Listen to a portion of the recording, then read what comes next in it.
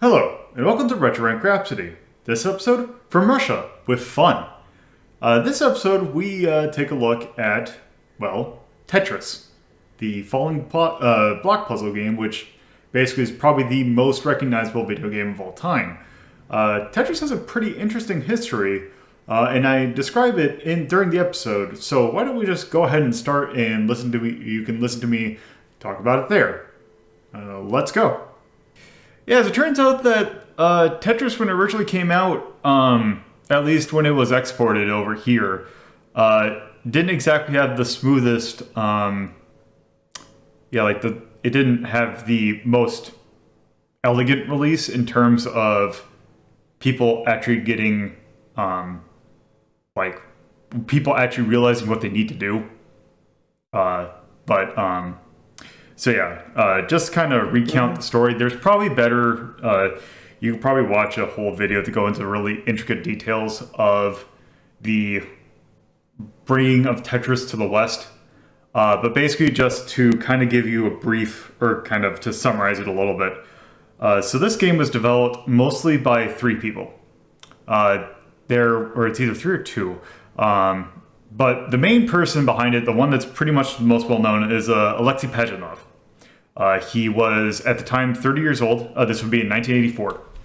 He was an artificial intelligence researcher at, the Soviet Academy of Sciences at the Soviet Academy of Sciences at the Computer Center in Moscow. Basically, he, as a kid, really enjoyed the game Pentominoes, which is, you have series of blocks that are in the shape, like, they're little shapes that are made with 5 sets of blocks. So, if you think of like a Tetris piece, like think of an additional block. So he was trying to make a game out of that. But he realized that it might be a little bit easier to make a game with tetrominoes instead of pentominoes, so 4 instead of 5. Then he kind of realized, like, oh, rather than putting it in a box that's static, why don't we have a well that the pieces drop from the bottom, or like drop in from the top? And that's kind of how Tetris was made. And basically, he got the name Tetris. I can't remember. I don't know if this is apocryphal or not, but basically, apparently, Pajitnov was really fond of tennis. So he kind of just took the tetromino and tennis and made Tetris. The other person that, so he kind of came up with the idea, a programmer, 18-year-old programmer by the name of, okay, where's his name? I have the history right here. It is Vadim, where is it? It was just right here. Vadim Gerasimov, I believe. I'm probably butchering that. But yeah, he was must have been a student at the Academy who worked with Pajitnov to program Tetris.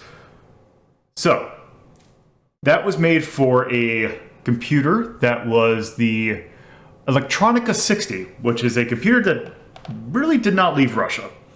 And the thing with that is that with it being, a computer school, naturally people try to, make different versions of it. So it got ported to various different platforms like the IBM, the Spectrum, I believe it also got ported to, but a whole bunch of computers console at the time. This would have been around 1986, 87. So naturally that spread. So here's where the really weird stuff comes in. Unfortunately, I don't have an emulatable version of the original version. However, where the story kind of gets weird, and where we're actually going to start taking a look at, there was a head of a company, Andromeda Software. He was, I believe he is British or he is European of some sort. He was in Budapest, and he was visiting a computer academy where, as Tetris kind of was growing in Russia, it kind of spread, so it got all the way to Hungary. And he saw Tetris. So he realized, oh, this game is great. Why don't I bring it, work? I'm the head of this company. Why don't I work to bring this over to the West? So the thing is that this little demonstration that it was at was basically being worked with the academy, the Soviet Academy was basically working with it. But that's just the academy. So when they had this business guy try and contact him, and Pajitnov was basically the only one there, because it was like, oh, here's my game. Basically, Pajitnov was talking to Robert Stein, the person that we're the head of this company, and it was like, oh, I'll pay you 100,000 pounds for the rights to Tetris. And Paginov's like, oh, I'm sure the Academy would be interested in that. The thing is that Robert Stein thought that meant he had the rights. He said that, oh, Paginov's basically like, oh, that I'm sure they'd be interested, and he thought that they had the rights. So, what they did with that is that Andromeda Software worked with a company by the name of Spectrum Holobyte, who basically, they are more well-known for PC flight sims than anything else. However, they were the ones that published the first version of Tetris to come to the West. And that is the version right here. So if I go... Nice. We're going to be taking a look at the DOS version. This is going to emulate an IBM EGA. We do not want a joystick.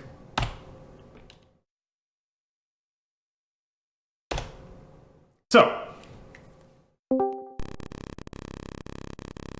and there you got a little brief.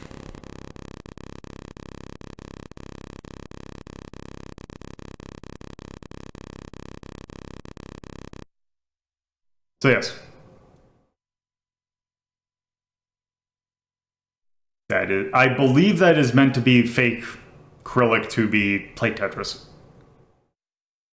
So, yeah. It looks pretty fake. So yeah, here is basically the people who worked on this particular version of Tetris. So yes, basically for this version, I think do I have to enter? Yes. So this version, you can select basically your starting speed and also whether or not you want some pre-filled in lines, I guess. But we're just going to start at 0, 0. So yeah. It's Tetris. So naturally, with this being the first version, it's a bit confusing. I guess they didn't realize what the best control scheme would be. So basically, the controls for this are enter or return, or enter rotates one direction, and down does a hard drop. So it is not exactly the most intuitive control scheme. Is there a distinct lack of music? Yes, yes, there is. Complete absence of sound. However, so there is an addition. So if I hit the up button, it does a special function. Oh. It changes the background. Ah, I see. So I can. There is plenty of different scenery that you would want that's meant to be various places in Russia. Okay, that's just Ducky, but the complete lack of noise is driving me insane. Mm-hmm. There's that. Also, this space station. Also, nice. Another space station. There's some more Russian area. Also, there's this, because you can definitely tell what time... Oh! Also, man, your speed is ramping up fast. Yeah, it is. Also, you do not have any shift. Like, this is very... Yeah. Game over. That was awful. What? Yes.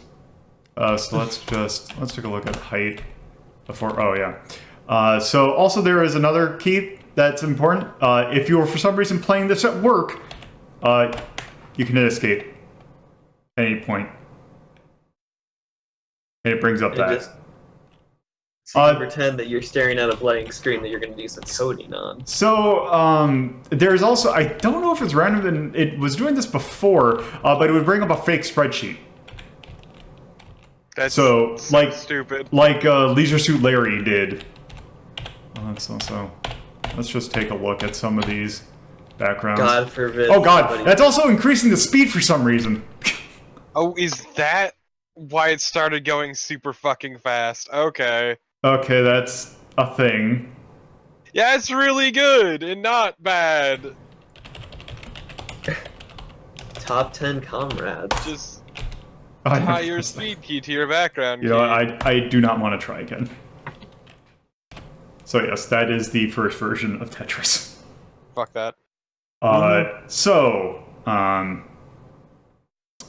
Yeah, let me go over here. All these versions are going to go in mind, kind of like all the breakout versions I went to Dex yesterday. Which, by the way, I should mention, it turns out I did actually have a subgenre for breakout. I had paddle. Oh. Yeah. Anyway, Tetris, the original version by Spectrum Holobyte. Well, technically Andromeda Soft. Sometimes it's also referred to as Mirrorsoft, and I don't know if it's the company just changed names. But you will see Mirrorsoft also referred to. So yeah. Tetris. I would go... you know what, actually, I'd probably actually put it at the very bottom. Because I'd rather play the original Puyo Puyo than that. This is episode 34. That was a 1987 release. By Spectrum Holobyte.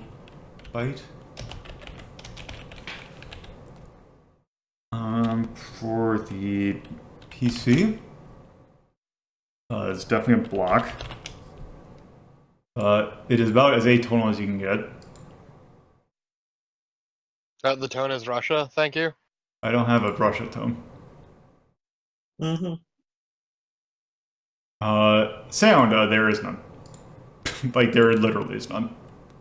Style, it is kind of... I mean, the backgrounds are not terrible. But they... Yeah, the backgrounds are okay, but other than that, there's not really anything going on. Yeah. You know, kind of give it a C then. Feel is not good. No. That version does not play well. Hey, why don't you hit up to change the background? And then cause your thing to go speed really high for some reason. Impact, I mean... Well... I mean, technically, yes, it's the first version of Tetris, but not a whole lot of people remember that version. No. But so I'll at least give it a B. Age, it is aged incredibly, and also it is not a very easy version of Tetris. Alright, so yes, that is the original version of Tetris. So yes, back to the story that we were at. So, Robert Stein, head of Andromeda, basically thinks he has the rights and makes that version of Tetris. By the way, I should mention before I forget, Robert Stein also had his hands in a few other things. Or at least later on, he would found the Voyager Company, who was one of the first CD-ROM publishers. But the other thing that he's probably more well known for is he's actually the founder of the Criterion Collection. Like the movie people. Wow. Yeah. So it's a weird thing. I can blame him for making movies incredibly expensive. Yes. Yeah, so... Yeah. So he and Andromeda... basically, he thinks, oh, I have the rights to Tetris. In comes another person that is kind of has his fingers in a lot of pies in terms of, well, maybe not a lot of pies, but some very specific ones. A Dutch developer, well, I guess developer might be a bit much, but basically a Dutch person that kind of he is the head of a company called Bulletproof Software. His name is Henk Rogers. Kind of enters the scene when he sees that game at CES. I believe the 87 CES. So he currently, or at the time, and I believe still is based in Japan. So he kind of is working with bringing games from the West into Japan. So he actually, and speaking of that, just so I don't forget to mention it, basically he kind of has his hands in the idea of the creation of the JRPG. Because Bulletproof Software made a game in 1984 called The Black Onyx that would serve as kind of a inspiration for kind of the creation of the JRPG. That's a different story for another day, but it's still kind of an interesting little side note, considering how side note these things are. So, yes, Hank Rogers kind of approaches, he sees it at CES. But he also runs into people from Atari. So, with Atari, they see that, or they see the PC version of Tetris, and they realize, oh, I bet you these would be really good games to have on consoles and arcade. So he kind of goes and tries to get the rights to Tetris, and through Andromeda. So they work a deal that basically that Atari would have the rights to make the console and arcade versions of Tetris. And through that, they develop this game that we're going to take a look at next. So, yeah. Just a reminder of the fact that neither one of these people actually have the rights to Tetris. And so there is company is definitely not the right word, but there is a organization at the time in Russia that is called let me get oh god, this is a long word. The Electronorg Technica. Electronorg Technica. I will paste it into the chat so you can see it on screen. That. That is basically an organization that the Russian government had to specifically for the point of licensing games to the West. Or licensing software to the West. So they see this happen and like, are you kidding me? You don't have the rights. We have the rights. Paginov doesn't have the rights. The Academy doesn't. We're the ones that are meant to do this. So they actually, Andromeda ends up getting a kind of pseudo deal with them saying, hey, okay, you have the rights to do that. And that was happening in the background at this time. However, at that point, Atari had made their version of Tetris, which is, not there. Not there. Oh, what? There we go. That's... Okay. Anyway, so yes, this is Atari Tetris for the arcade. This is one that I actually had a lot of experience with because a local putt-putt when I was growing up had this. But yes, let's go ahead and start. So with it being an Atari game, you naturally they have their thing of where you can start with different rounds. So why don't we just start with medium? Also, I hate the R's, and I hate whoever thought it was cute. Oh yeah, that's a thing that they did. So again, the control scheme in this was a little bit, it's a bit more what you're used to in that there is a button to rotate, only one button. But you have a soft drop in this one rather than a hard drop.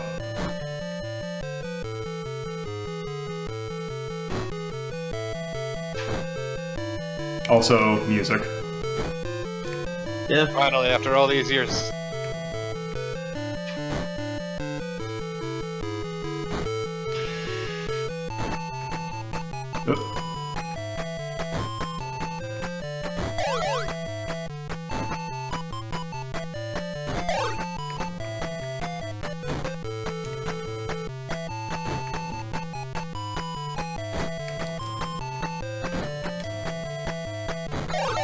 So yeah, these rounds, so this is kind of a round-based version of Tetris. rather than most other versions of Tetris are kind of just play until you eventually lose, but this one actually is round-based. So you have to clear a specific amount of lines in order to progress the next rounds.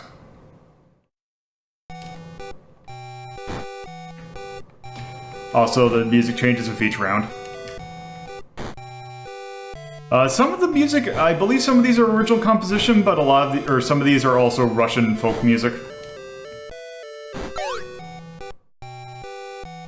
I can't Angry about you about some of your piece placement. How dare you?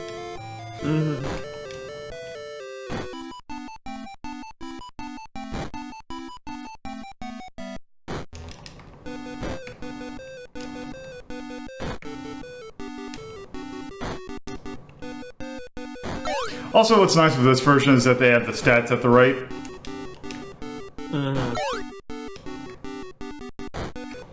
By the way, that doesn't discourage them from giving you basically what it's doing right now, or being very biased towards certain pieces, I guess. But then again, it's Lux, so naturally that can happen.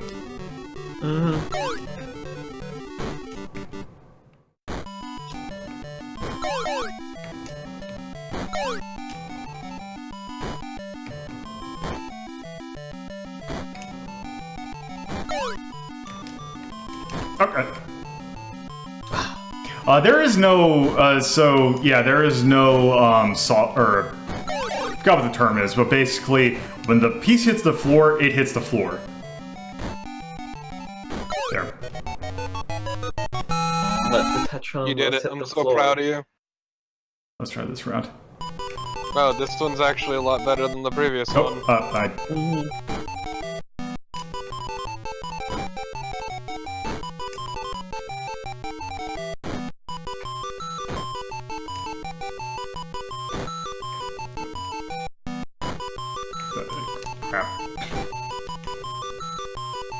Man, it does not like you.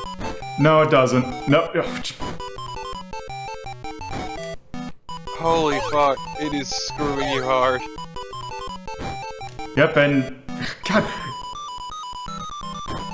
it seems like it's saying that it is like, look at the difference. Like, it is very much favoring certain pieces. Yeah, the asshole pieces. God damn.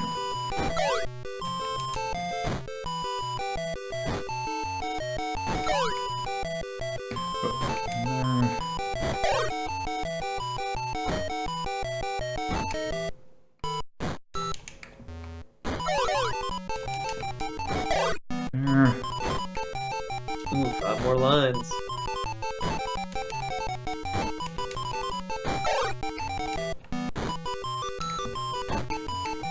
Okay. God damn it. Oh. Yep. Yeah, this version is particularly hard about, dickish about, when it hits the floor, it hits the floor. But yes, that is Atari Tetris. Oh.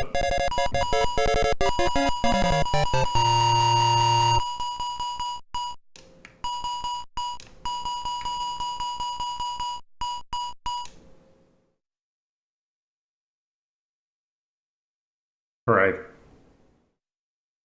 Also, yes, there's your, I hate this. Also, yep, and licensed by Microsoft. I hate this. Yep. Oh, Edlog. So yeah, a bunch of Atari regulars. So yes. Okay, but there's a single R on here that... Actually, there's a few R's at the very bottom with the actual names. Probably because they didn't want that cutesy thing with their actual license. Or, like, the licensing stuff, I guess. Yeah, but fuck the devs. Yep. Anyway, yes. That is Atari Tetris. Disgusting. It is better than normal Tetris, or better than the Spectrum Holobyte version of Tetris. It is. I don't know if I'd rather play that over Puyo Puyo, though. So yeah, I think I'm putting in between Puyo Puyo and Tetris, and the original version of Tetris. And it's also Tetris. 1987. Atari games. For the arcade. And it is a block. I would argue relatively atonal. Yeah. Sound. The music was decent. But it's not the ones that we know. Although it has a really decent version of Kalinka, which I like. Yeah. So yes. I'm just gonna put C. Style.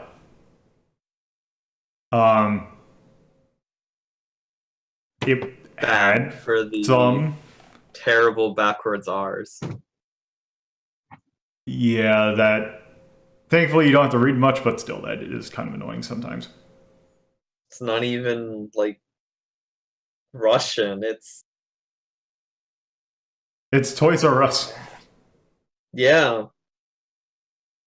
I hate it. Let's just put that in D. Feel. It felt better than normal Tetris. Or than Spectrum Holobyte Tetris. Mm-hmm. So, I'd probably give it maybe a D simply because of the whole thing with the lack of delay when it hits the floor. Or the fact that you'd have very little leeway and it can really screw you over if you're used to other versions of Tetris. Also, impact. This one probably had the same impact as the original version. That some people know about it, but again, it's not a very popular version of Tetris. It is aged pretty badly. Although I might go D because it's not the worst. Also, difficulty, it's not particularly hard. No, it's just a dick. Yeah.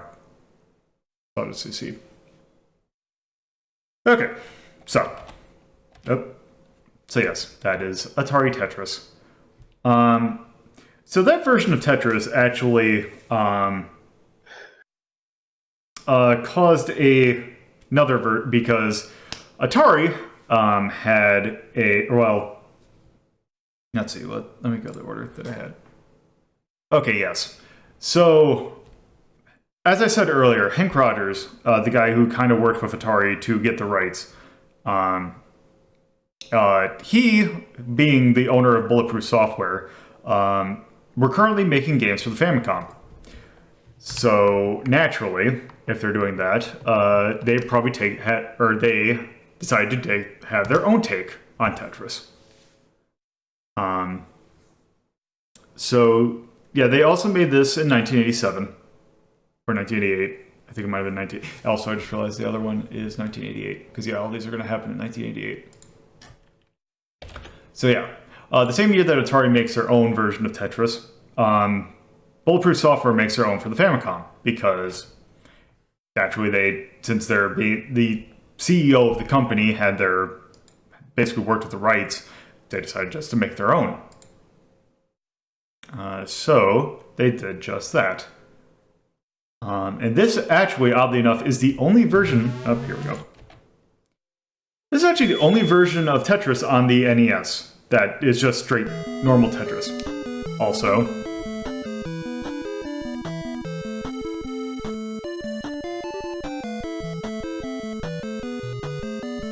first use of Korobeiniki in Tetris.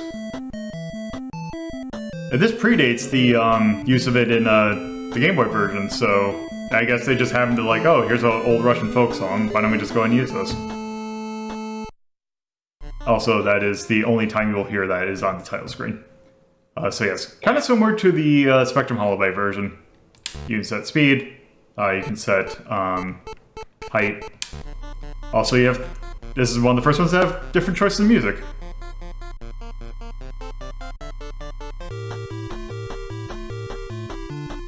Version Kalinka, and also version Troika. I like Kalinka. Yeah. Okay, so this one is actually more akin to the Spectrum Holobyte version, because down rotates, up doesn't do anything. Of course. A does a hard drop. There is no soft drop, which, for something like this, is kind of annoying. I hate the R. Oh, they did. They only did it on the logo, though.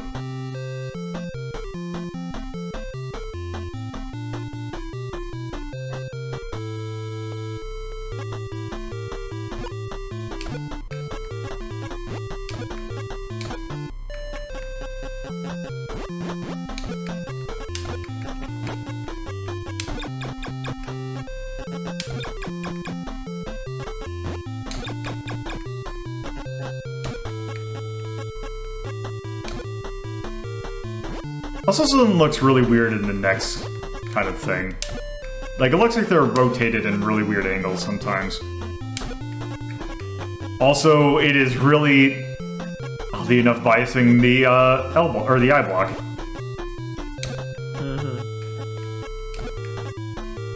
On the left. Oh, You fool. Wait, what did I have? what are you doing?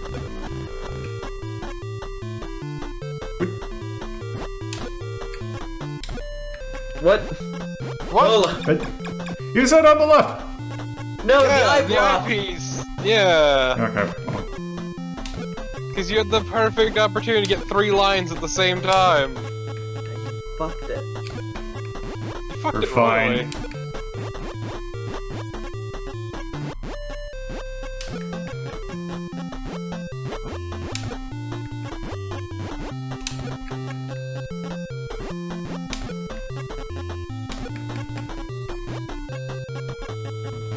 Oh my fucking god. Alright, on the left, on the left. There, I got it.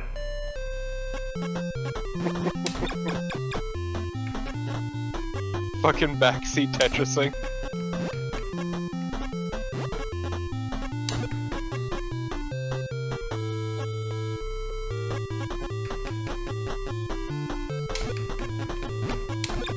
There. There we go.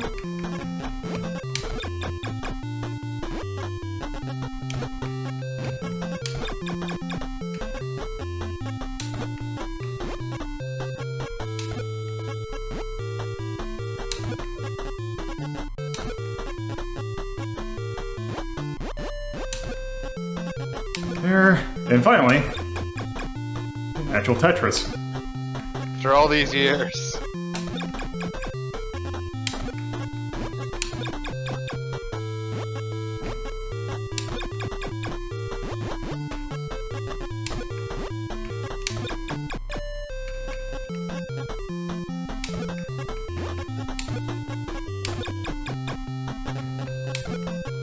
Yep.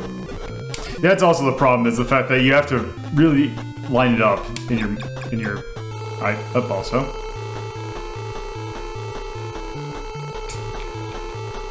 Oh god, that is not good. Oh Jesus Christ.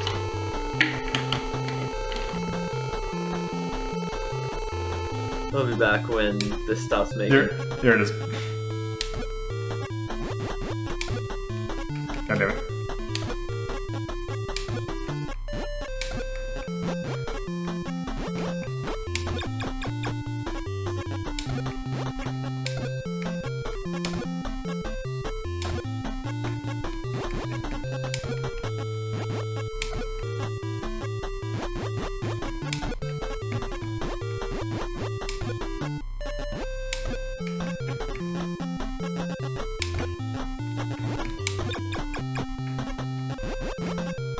Beautiful. Oop. Okay. I don't know why I just paused right there, but Don't worry about it.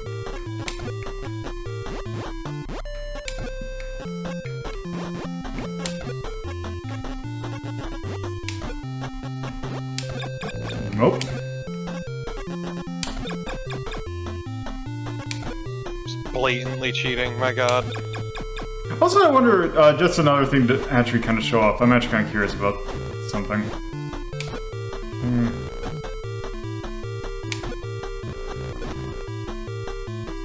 Okay, so yeah, you can when you're. The fun thing about using an emulator to do these is the fact that, or especially with Rewind, is you can kind of see when some randomization happens. And yeah, it looks like the next piece is just straight up random. Because there are various different ways of actually doing randomization in Tetris that later games would do.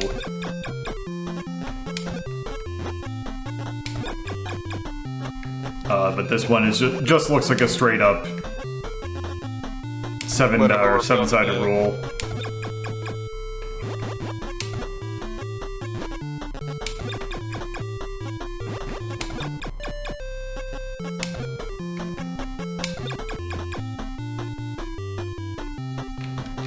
Yeah, I don't know why it freezes like that.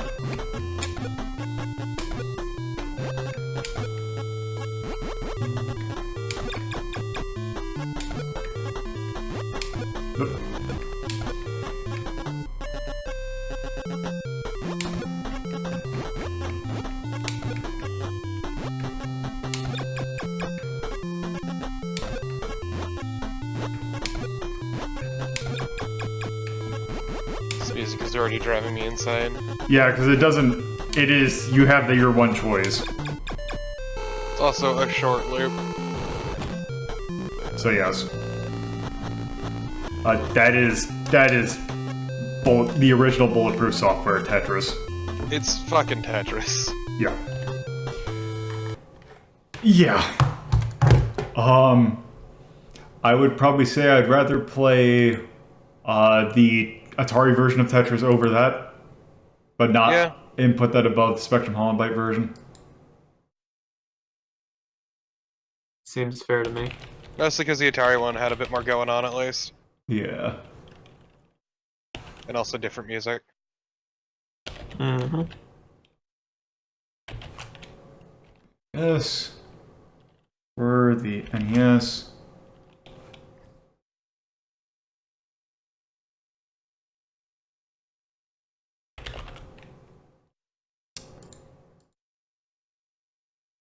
Atonal. Sound.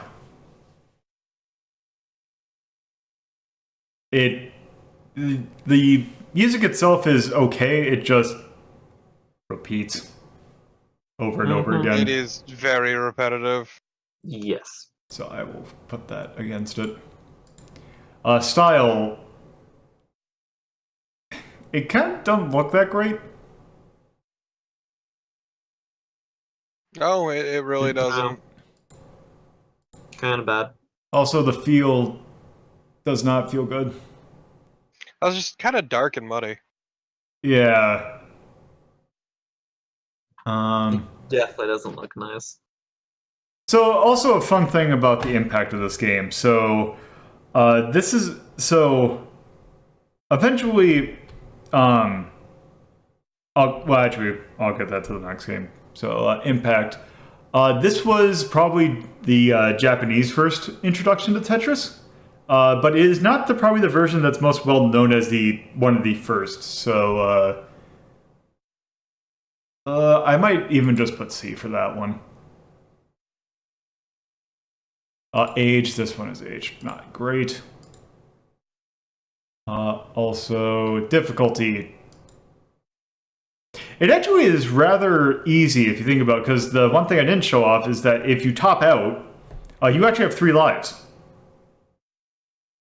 So you have like 3 chances to increase your score, which not a lot of Tetris games have.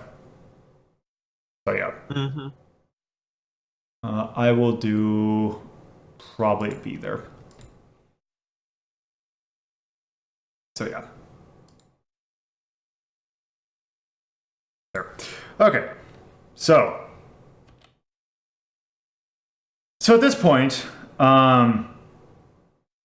they're trying to continue getting basically Alorg kind of gets more into being involved with who has the rights of Tetris, because apparently when there is now it's 1988, a third company enters the ring via the way of Hank Rogers, that being Nintendo. because Hank Rogers knows that they're developing the Game Boy. And they see this as a game that's really good. It'd be just a really good game to have on that console. And basically, Hank Rogers went to the company of Nintendo of America at the time, whose name is...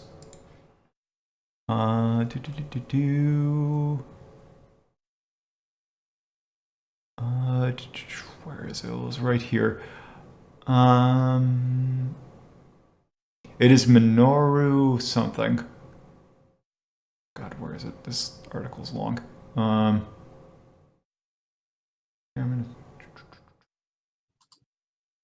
crap, where is it? Minoru.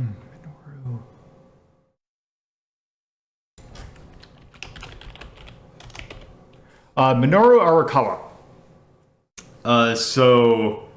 Yeah, he shows it to them, or he shows basically this version of Tetris to them. It's like, oh, this would be great.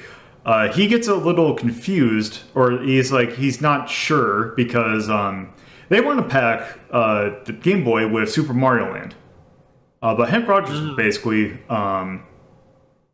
this is a game that anyone can enjoy, not just. He thought that Super Mario Land is more of a game for kids, whereas you could market this to everyone. Yeah. So yeah, anyone can enjoy it, or it has a universal appeal to it. So that was basically Nintendo, him trying to get Nintendo involved into getting Tetris on the Game Boy.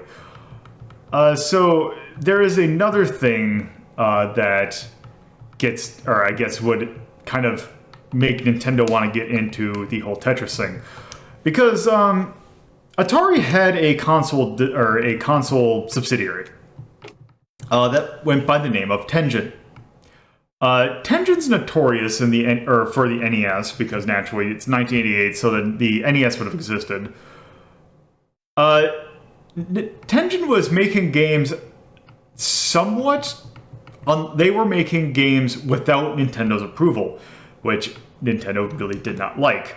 And I actually found out how they managed to get away with it, because one of the things that the NES had that the Famicom didn't was a lockout chip.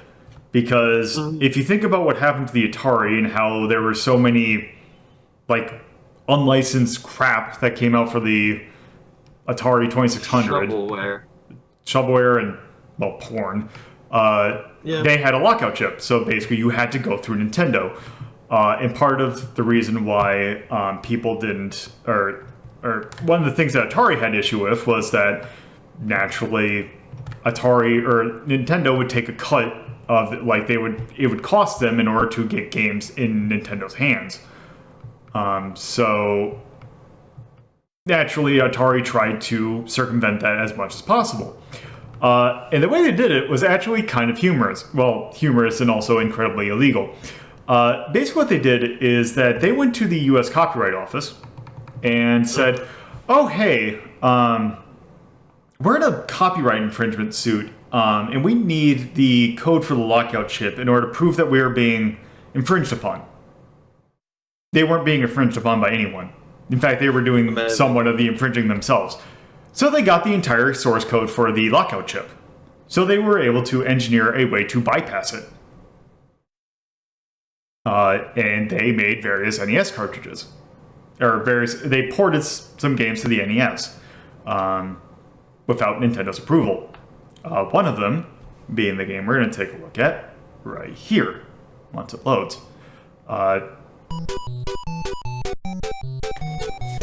Definitely not illegal. Yeah. So this is...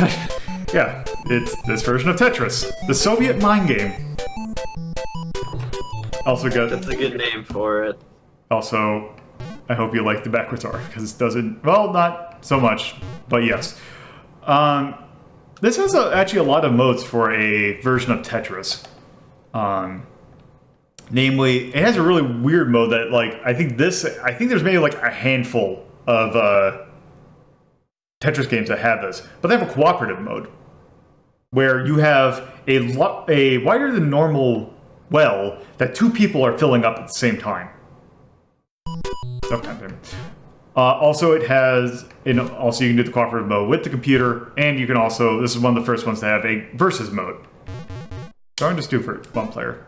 Also, I enjoy how people, I guess Romanize wouldn't be the right word, but just translate Alexei Pajitnov's name into, like, English. Mm-hmm. Let's just start here, and handicap. Also, mostly music that came straight from the arcade. That's Troika. Okay. So control-wise, this is very similar to the arcade version. But one nice thing is that, well, maybe it's not. Let's see. One nice thing is that it's one of the first versions of Tetris to have a rotate or clockwise and rotate counterclockwise. Also, I screwed that up badly. Nice. You really screwed that one up. You know, maybe the lack of hard drop will do you some good.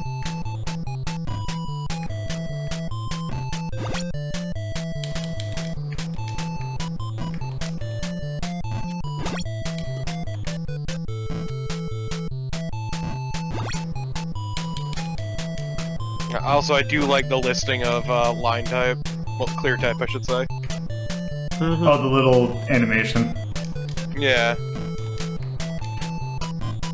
So I gotta work for a Tetris. Yeah, I just gotta completely unbone what I did previously. Too late. You'll never be free of your sins. No!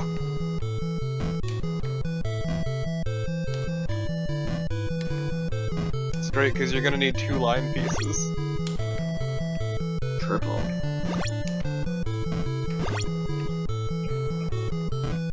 Okay, now you can begin.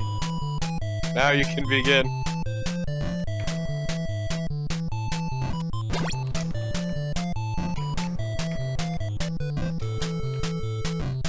And they love giving you squares. Yep. Mm-hmm.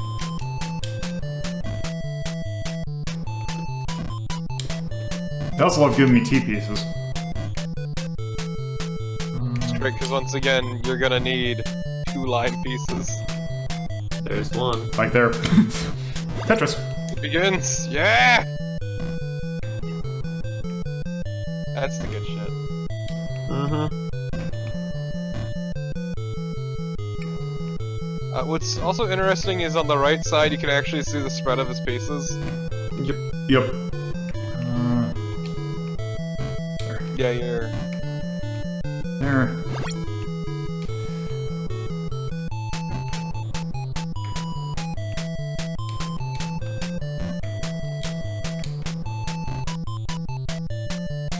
It's always weird how incredibly, like, aggressively shady and illegal game dev was around this time.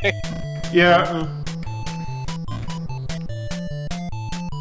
Also, there's probably a shade of... Let's be honest, there's a shade of incompetence with here, because how do you give... You have a phone call that basically says, oh yeah, I'm sure I'm sure they'd be interested, make you think that, oh, you have a contract. Mm-hmm.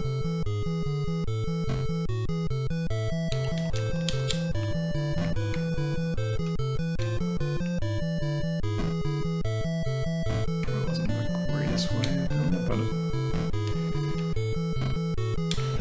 but... And don't get me wrong, games are still pulling super shady shit, though it's mostly on the mobile end nowadays. Yep. Yep.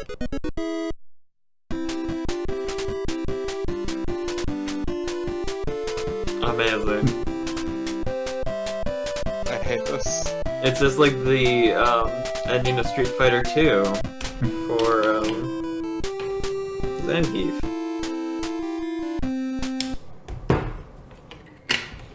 So yeah.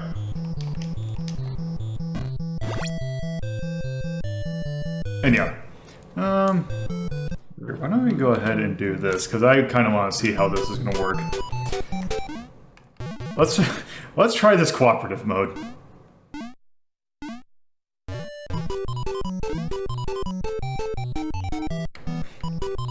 What are they... Oh, this is you're gonna be both fucking playing, excruciating.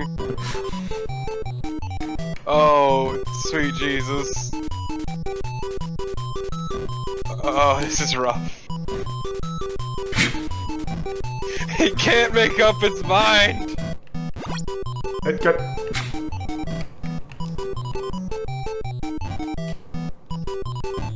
I mean, to be Oh, fair, whoops. like that piece is faster than it thus. Okay, I kind of want to see what happens if I could just sneak it in there. Just actively fuck it over. Nope. Nope.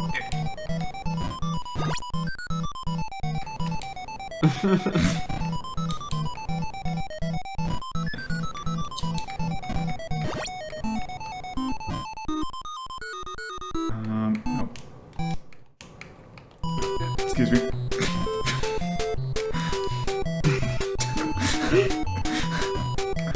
Wait, you were... Okay.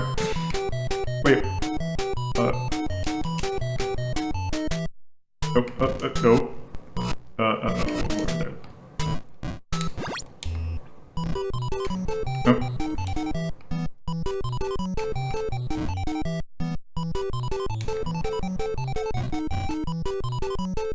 Oh, crap.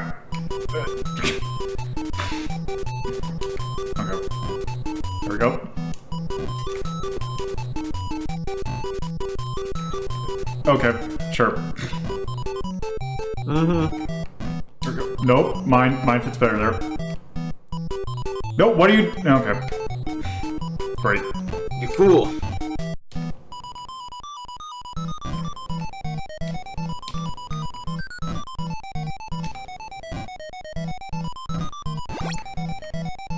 No.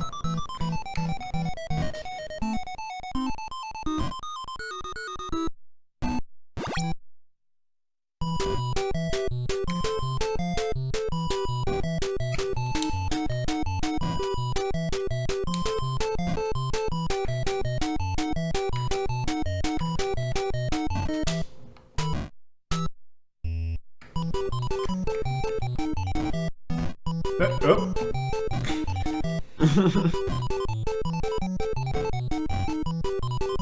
Oh, crap. Oh, no, well. Oh, well, that's not where I wanted to put that.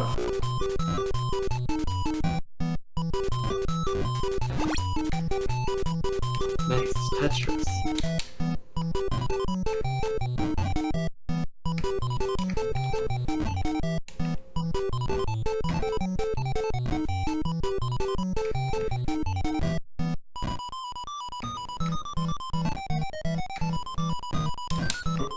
Whoops, that's what I wanted to do. Uh-oh.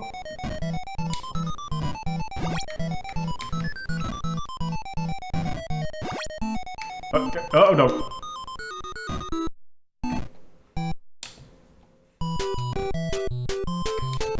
There we go. No, you!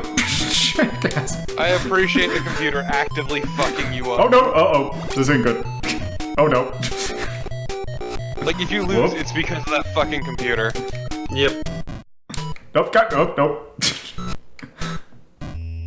So wait, does their piece falling block your movements Yes. also? Oh, fucking gross. Oh, what are you doing? Oh, no. Yep, this... I think you've lost Yep. this. What? So yeah, that is Tengen It's Tetris. terrible! Pretty bad. I mean, that is actually probably the best version of, well, one of the best versions of Tetris on the NES. Oh no, the game was fine. I more meant that co-op mode. Yeah. Cool. Okay, yeah. So, yes, Tetris by Tengen. It is probably the best version of Tetris so far. In fact, I would probably put it maybe even... I would actually probably put that maybe above Phozon. Hmm.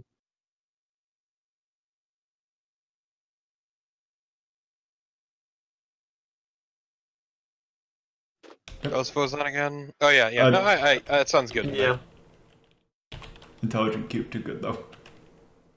Intelligent Cube is king. Up until we do like Puzzle Bobble. I mean, yes, that's gonna be its own thing. That will fucking crush this list. NES. Fuck. Atonal. This had the thing where it only had the same loop, but it seemed like the loops were kind of better, I guess. Mm-hmm. Yeah, but the loops were longer at the very least, so it made it less. It's the same sound effects from the arcade game, so I think they probably should get the same rating. Yeah, that sounds fine to me. Style I felt was a little bit better in this one. Because I like the stage ending little dancing thing. But I don't think it's great. Oh, also, I'm just going to go ahead and do this. Because technically those now have styles. Also, I'll give you B as well. Okay. What do we give? We give it I'd at least give it a C. And feel for this is like one of the first really good feeling versions of Tetris. So I would at least give this one a B. Yeah, I mean, shame about the lack of hard drop, but also being able to manipulate it once it hits the ground is nice. Yeah. Having that, it's a fast enough soft drop that it's not that big of a problem. Also, it does give you generous floor lock delay. So once again, really like it showing the spread of blocks you've gotten. Even though it's probably just pure randomness. Oh, it's probably pure randomness, but I mean, it's so you can say, yeah, the game is fucking rigged. This game fucking hates me. Yeah. Impact. This game has more. This particular version probably is more notorious than actually people knew it as the game that technically shouldn't exist. But yeah. So I'll give it a B. Age. It's aged surprisingly well. I would probably say a B. There you go. And difficulty, it's basic Tetris. Doesn't go too far out of its way to help you, but it's still easy enough. So yeah, that is that version.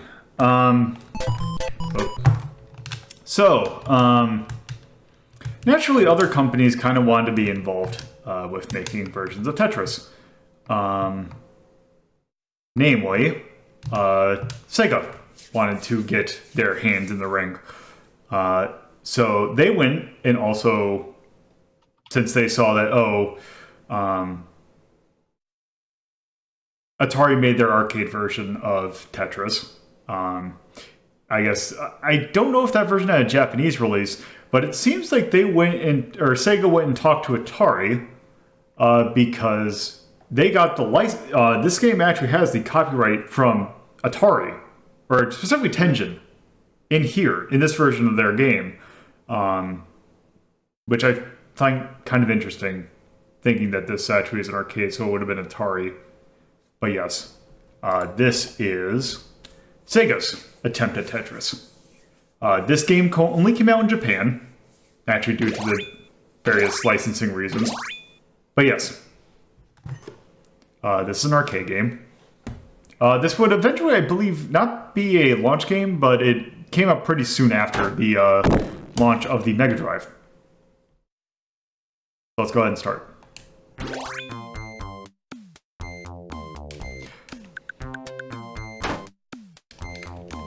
Only one rotation button.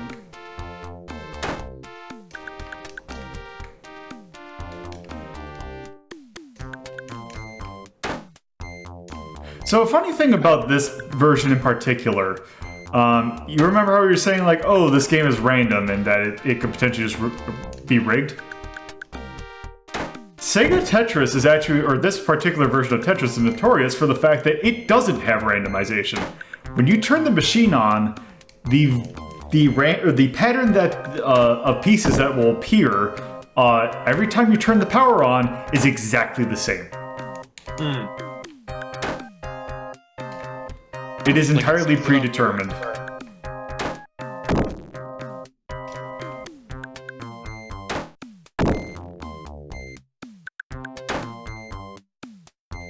But like it seeds it on boot, or?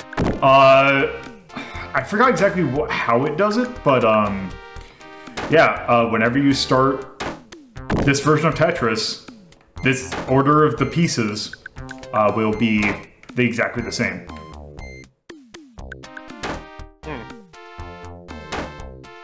Also, I really hate that thunk noise. It's obnoxious.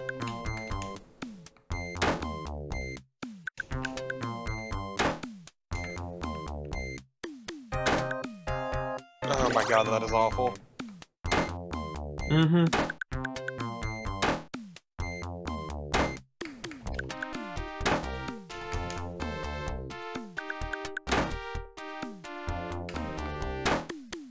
Also, man, it does not want to give you the one fucking piece you needed. Nope.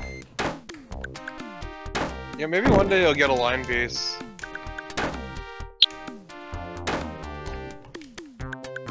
Maybe. Oh.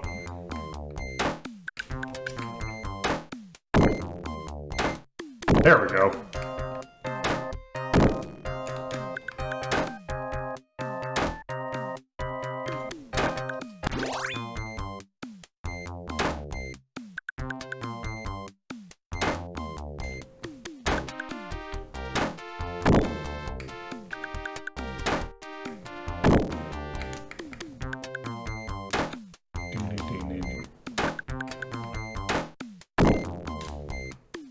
Yeah, I love how nonsense the backgrounds are in this one in particular.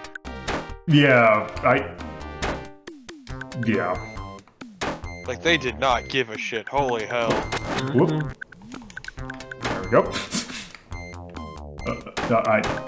Oh, also, I think this is one of the first versions to have any sort of, lock delay. What do you mean? So if it hits the floor, I can actually move it a little bit. No, one of the previous ones had it. Oh, okay. Or at least I think it did. It might have been... I think this is the one that actually has a more... Okay, I don't think that one was... Pronounced. I don't think that one, I think that might be an emulation error. No, I like this. It's good. It's avant-garde.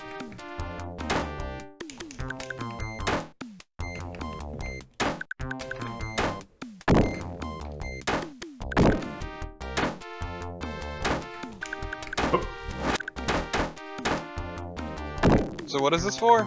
It's an arcade game. Oh. I don't believe you. That's what it is. Because all I'm picturing is just like DOS shareware garbage. Yeah. I was gonna say, we went over this yesterday with Off the Wall. You can have bad-looking arcade games.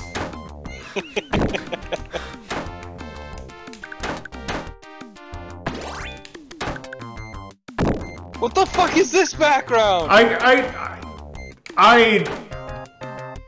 thought that was something else that it isn't when I first saw Did this game just like invent the whole genre of starting off normal and getting insane? I guess.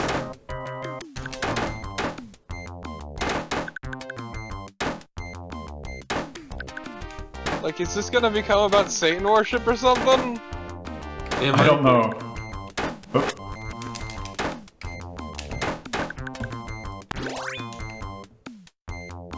Okay, we're in the field now. Also, that's real fucked up that it gets faster the higher your goddamn blocks are. At least it seemed that way. I think so. I want to say that this actually might be the thing that eventually Tetris the Grandmaster would eventually do a lot of, which is basically it kind of goes up and down of what the speed is, depending upon how close you are to finishing a level. So, depending if you stay on a level for too long, it will speed up, but then reset itself once you get to a new level. Which seems to be what it's doing. Your block bungling angers me.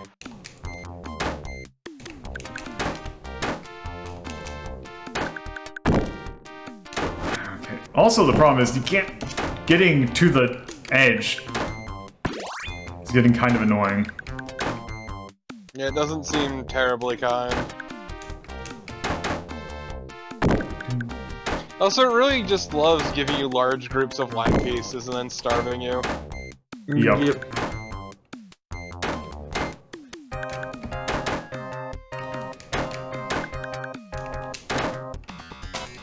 What? Oh, did I hit the threshold that we're now getting... Yes, that's what that was. Uh-oh. Uh-oh, you are... Oh, that is supremely rough. God, was this one of the first ones that... Like, we're getting... Like... Almost like... Not quite 20G territory, but we're getting G territory. I mean, 20G territory is great. I mean, 20G territory is great on games that are meant to support it. I think this is just a byproduct of being a fucking arcade game. Yeah. Oh. Yep. I think, yep. Rip. What is this background? I don't know. Did Roger Dean work on this? In the sky? Why does it look like there's like some sort of spaceship in the sky too? Yeah, what is with this Independence Day bullshit?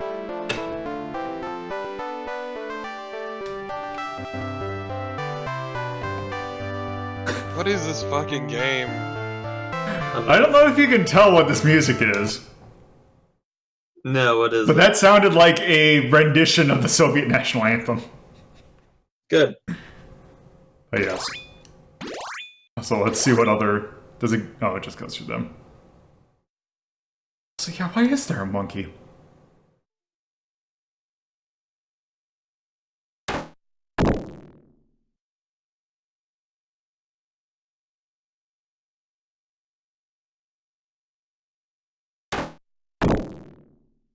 Okay, anyway. That is Sega Tetris. Well, actually, I shouldn't call that Sega Tetris, because Sega Tetris is a different game altogether. This is the Sega version of Tetris.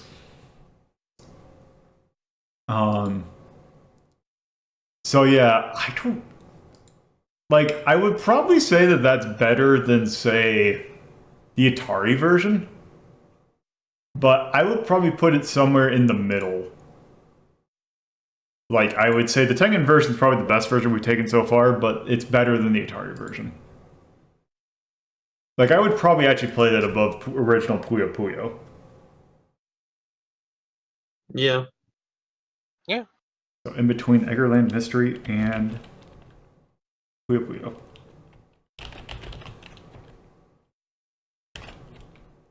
That was also 1988 by Sega for the arcade. Block. Should we say that that one had a tone with all its weird ass backgrounds? Yeah. Yeah. Bizarre. And the monkey. Mm-hmm. So it's just say confusing. Sound. Yeah. Okay. It was okay. Also, that sound, that thunk was kind of annoying. Mm-hmm. Funk was really annoying. So I'll just say it evens out. Style.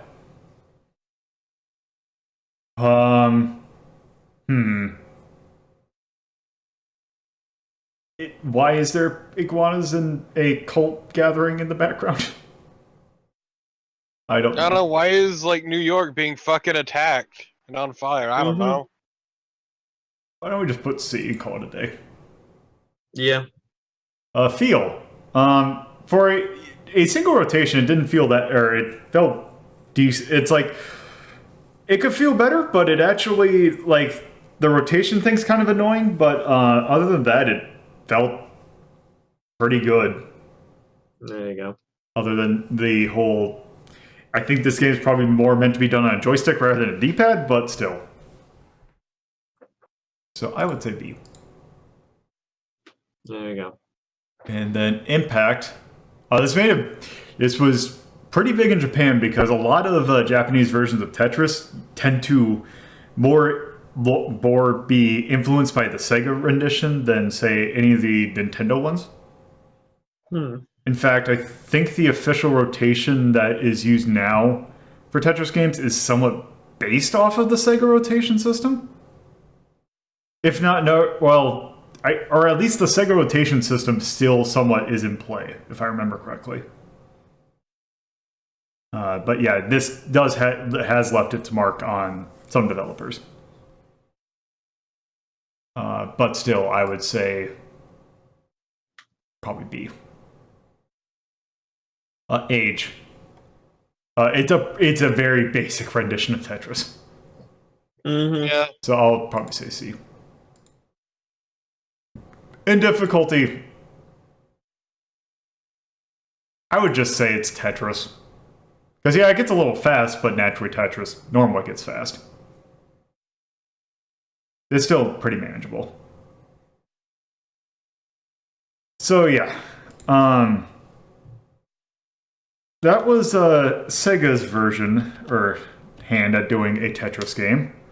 However, Sega decided to go above and beyond with their... So, naturally, their version of Tetris was fairly popular.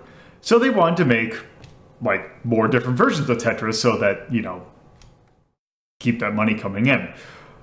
So what they decided to do, rather than make the same game over and over again, is do kind of takes on the idea of Tetris. And there was 2 arcade sequels to their version of Tetris. This one is actually weird because it is actually more kind of like how, if you think about the original Puyo Puyo, you had your normal mode, but you also had that mode that was you tried to solve puzzles. That is kind of what this version of Tetris does. This is Flashpoint. So yeah, let's just go ahead and start. Also, I think I need to turn it up a little bit. So yeah, why don't we just start at the first stage? Nice. So yeah, you see those glowy blocks? We need to destroy those glowy blocks.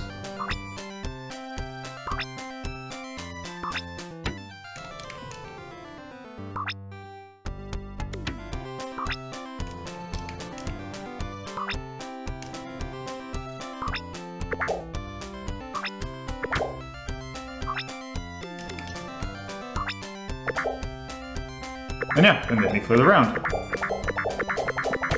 And then they just demolish the entire window. That's real fucking wasteful. Yep. Also, you can get bonuses if you try and skip ahead. Let's do this one. Oh! Fuck that guy. I never saw that before.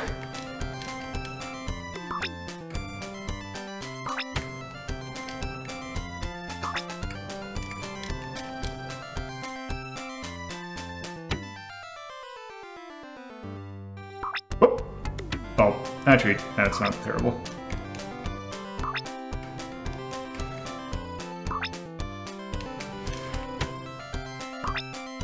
Okay, now this one is just completely throwing eye blocks at me like crazy. Oh, let's take a look at, let's do this one. Let's do number 11. Oh.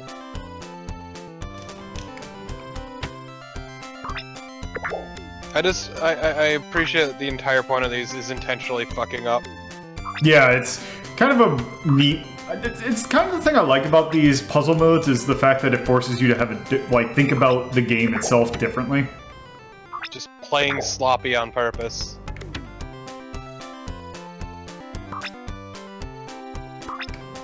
Okay, seriously. They want you to win. I appreciate that you fucked yourself over there. But you could have used that T-piece to end it much earlier if you didn't throw that line piece in the middle. Oh. Okay, which one should we do?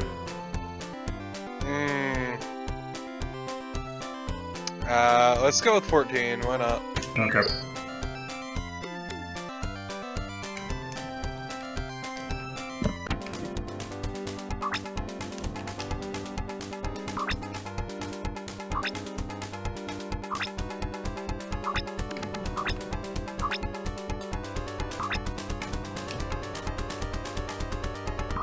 Okay, why is it...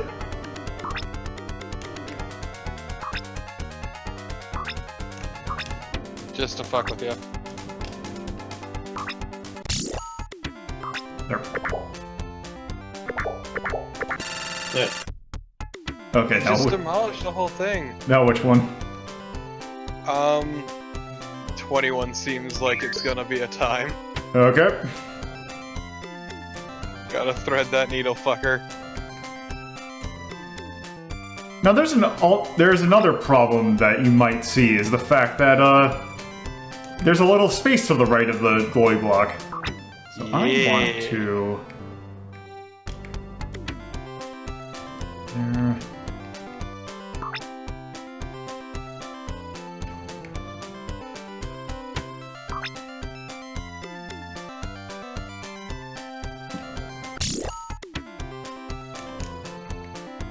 What?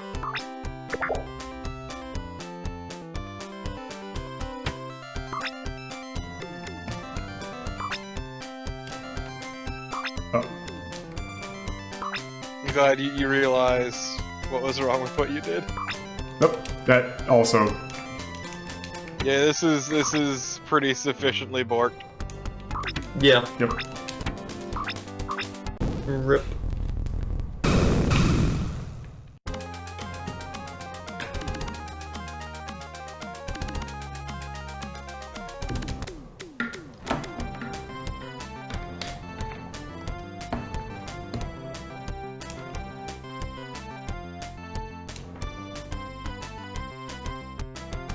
Let's see, does that... Let's try 19.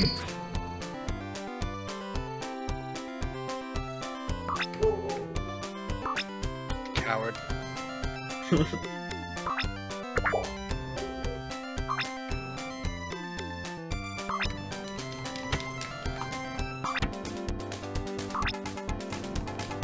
Oh, I bet you it's because I was a certain height. That's why. That's the... Okay, it seems like it's giving me the same pattern of pieces. Like, it seems like I always get, like, 3 eyes in a row. Mm-hmm. Maybe you're just incredibly lucky. You might be. Okay. 26. Sure. Thread the needle.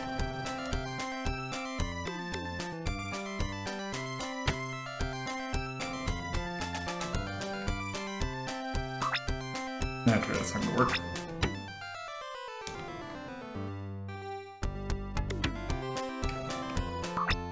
Push to the far right. Damn it. Okay, let's see.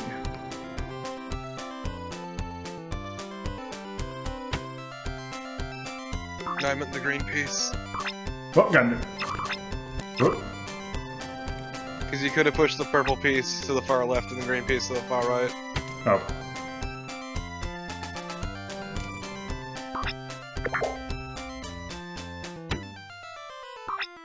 Okay, whoops. I'm paying attention. I've noticed. Oh. Okay, you know what? It's like, if you bungle this one, you're kind of fucking hosed.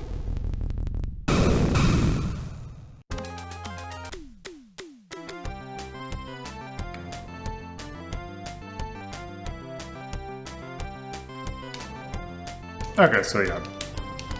Let's see. Oh.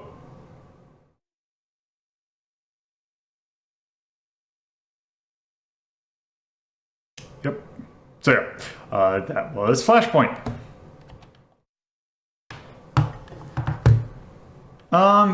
Pretty interesting. I would actually put it above. Also. Oh, they didn't show it, but yeah, it looks like all these backgrounds are taken from like Fantasy Zone or something. Yeah, that sounds about right. Yep. But anyway, yeah, that was Flashpoint. So I would probably put that above the Sega version of Tetris, which we put below. I would probably maybe put that above Eggerland Mystery.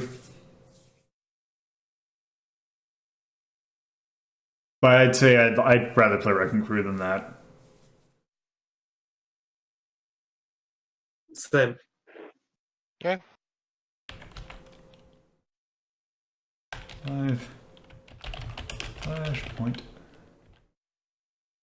34. Also 1988. By Sega for the arcade as a block game.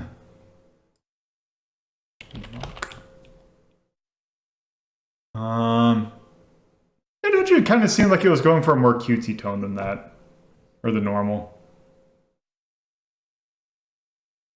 Maybe. I guess with the use of mascots, yeah. Yeah. I'll go cute. Sound. It seemed like the sound was a lot more subdued than the other version, which kind of helps. And it seemed like the music wasn't terrible. Yeah. But I'd still probably just say C, because it's just there. Yeah. Yeah, so it was relatively inoffensive, but that's like the nicest thing I can say about it. Mm-hmm. Style. The backgrounds are nice, and I like the use of the Sega mascots.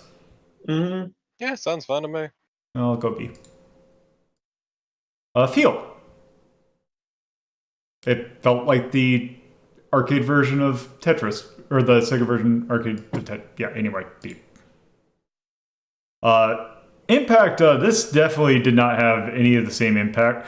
The only thing is that it would actually inspire a mode in another completely different version of Tetris. Which it's odd because so the version of Tetris that this kind of shows up as a different mode in was actually a a licensed tie-in with Cardcaptor Sakura. Okay. So the mode tends to be referred to as Sakura mode, usually, when it shows up in other Tetris games, which I thought was funny. I see. Yeah, that's real weird. I like it. But still, I would probably put it as maybe D. Age. It's aged pretty well. It's a different enough take on Tetris that it's, unique enough that it's something different. So I think that kind of helps the age. So I might actually put B. And difficulty, it's about as hard as you've made. Well, some of those can get kind of dickish. So maybe I might put D.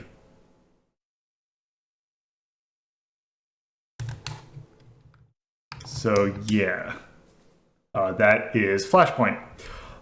There was one last kind of version of Tetris that Sega put out in the arcades. And this one plays a lot similar to the original. Like, it plays much more like a traditional version of Tetris. The thing with it is that they add some other additional, I guess, mechanics, or I should say, special pieces. So this is one of the first games to kind of have different pieces that act as power-ups. Also, it has a mechanic where, in order to make the game a lot faster, I guess, so that, anyway, we'll see it in the game, because this is Bloxeed. Wow, I hate this already. That sure is a title. So, yeah. Also, this is 1989. But yeah, it's pretty basic Tetris. Let's go ahead and start. Finally, a Tetris just for me. You see that meter filling up on the right? Yeah. Every time it fills up, you get a new line. Activates your special moves. I hate the drop noise. It's... Okay, so you see how there's an S classic. there? Yeah, there's kinda. an S there. Oh, this sucks. Oh.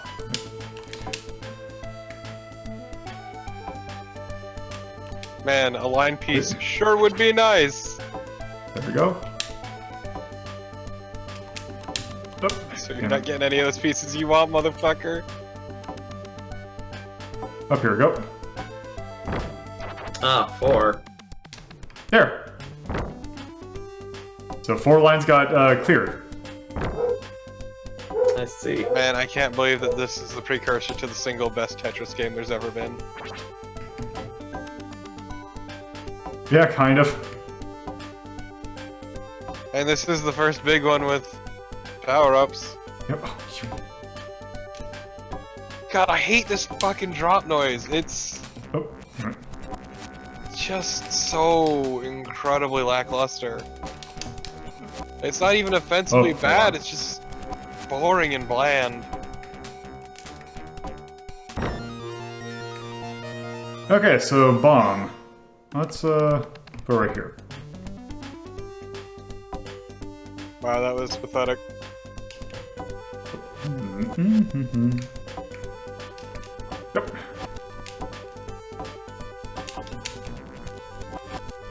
Just listen God. to that weak fucking drop noise. Just that plonk. God damn it. It's like clacking 2 wooden blocks together.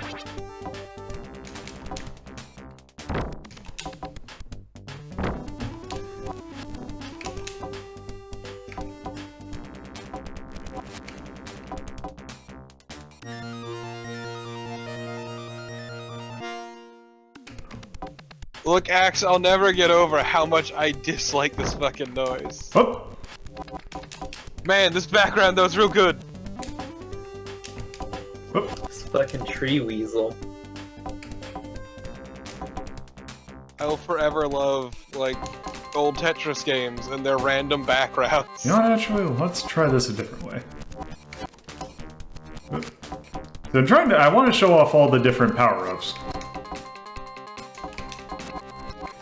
Yes, stands for sock. Oh, God. This stands for I can't rotate. Oh!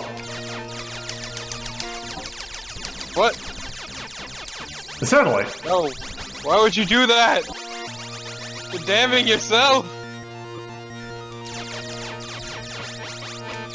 Also, problem is the fact that it has to... Damn. Oh, so if you dig too deep with it, you kind of fucking can't move to the... Yep. That's dumb. Mm-hmm.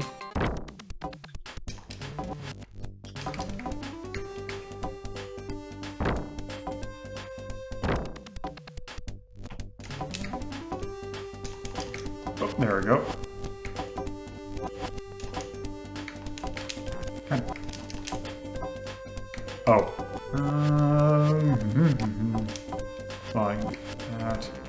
I mean, shit, Axe, you're right. With that sweet murder satellite, of course it's the best.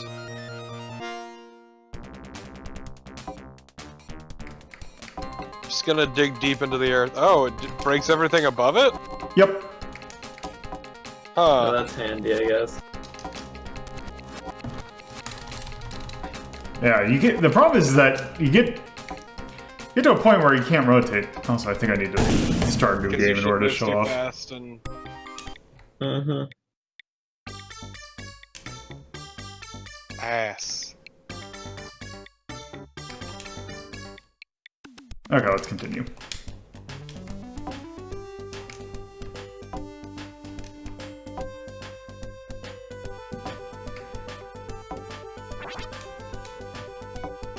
I mean, like the central premise is kind of neat, even if the execution's not that interesting. Yeah.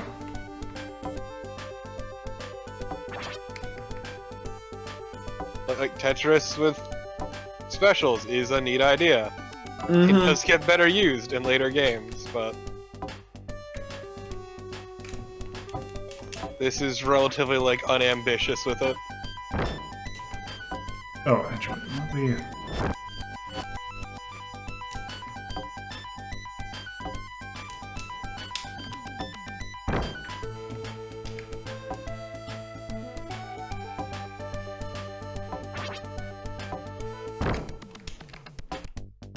Okay, 16.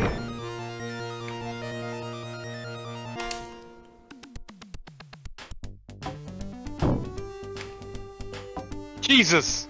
It's the 16 ton block from Fantasy Zone. Amazing.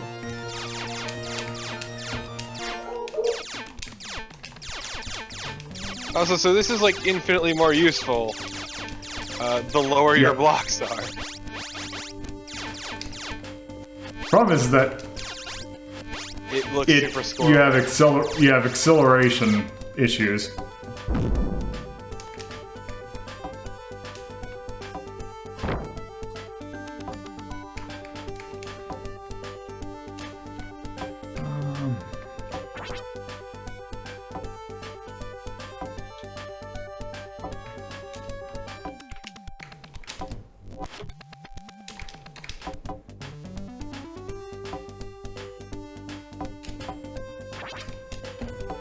Oh, this ain't good.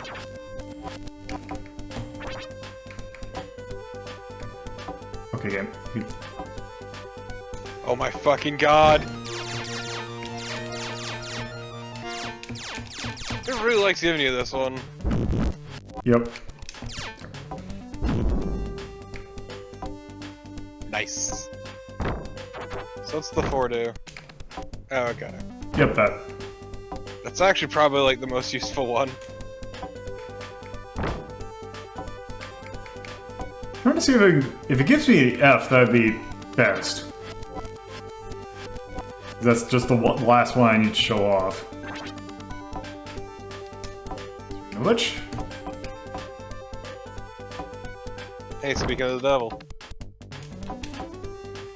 Now, here's the important question. Can I get an eyepiece? You will never get that line piece and you fucking know it. Oh, sweet Jesus. Or I can just do this.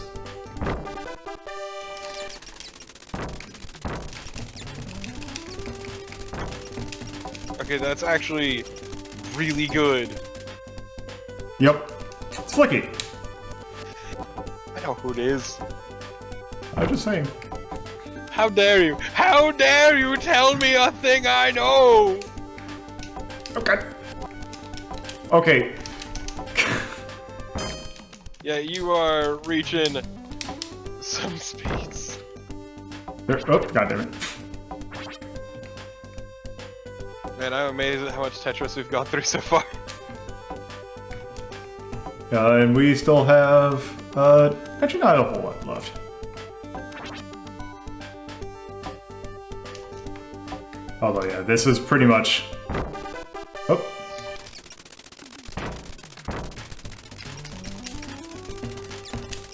Just gonna build an entire row.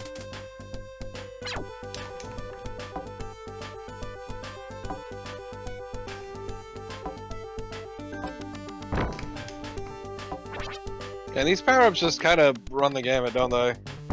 Yep.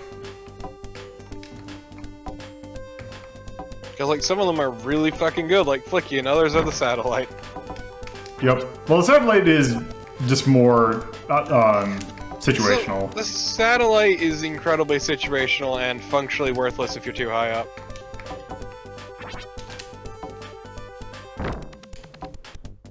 Finally, you got an entire Tetris. Wow, also, the geez. 16-ton is not that useful when you've reached this point, Yeah. this height. That's not that useful in general. Yeah, well, because, yeah, you're clearing out an entire part of the field, which leaves a lot of space to fuck up. Yes.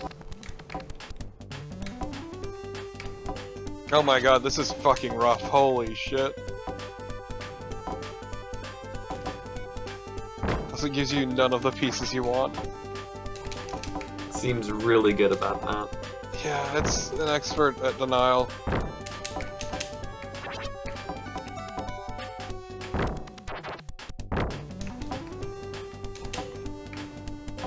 But you know, it's just fucking rocketing to the ground.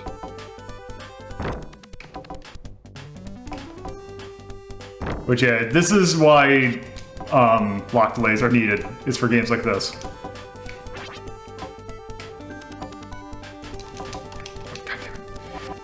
The problem is that it just gets so fast that you can't. Also, so there's a concept called wall kicking, which is basically if you try and rotate when you're close to something or like close to a wall, where you theoretically would go through the wall.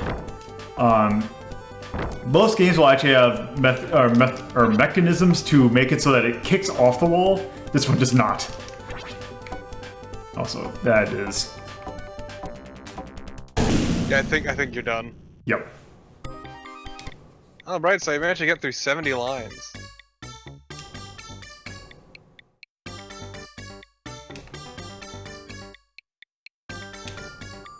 So yeah. Yep, that is Bloxeed.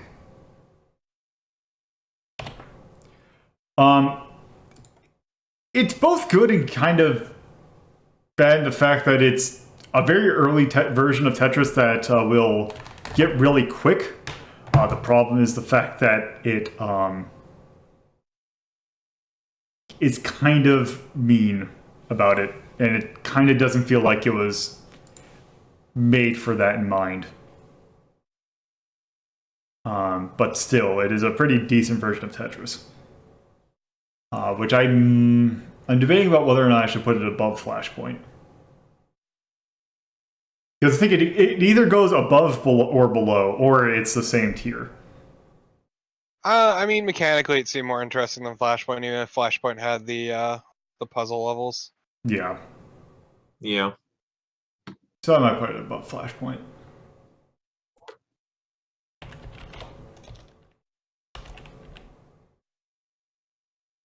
That is Bloxeed.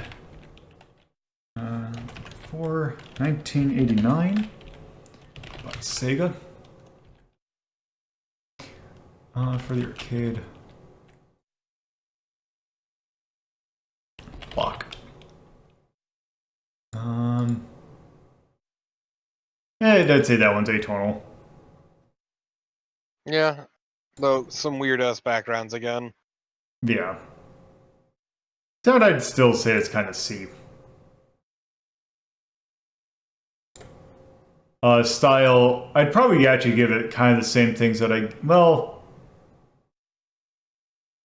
would probably say C for style. Also, the feel, kind of C. Impact, D. Age, I'd probably say it might age a little bit lower because it is kind of dickish and also kind of doesn't feel great when it gets to really high speeds.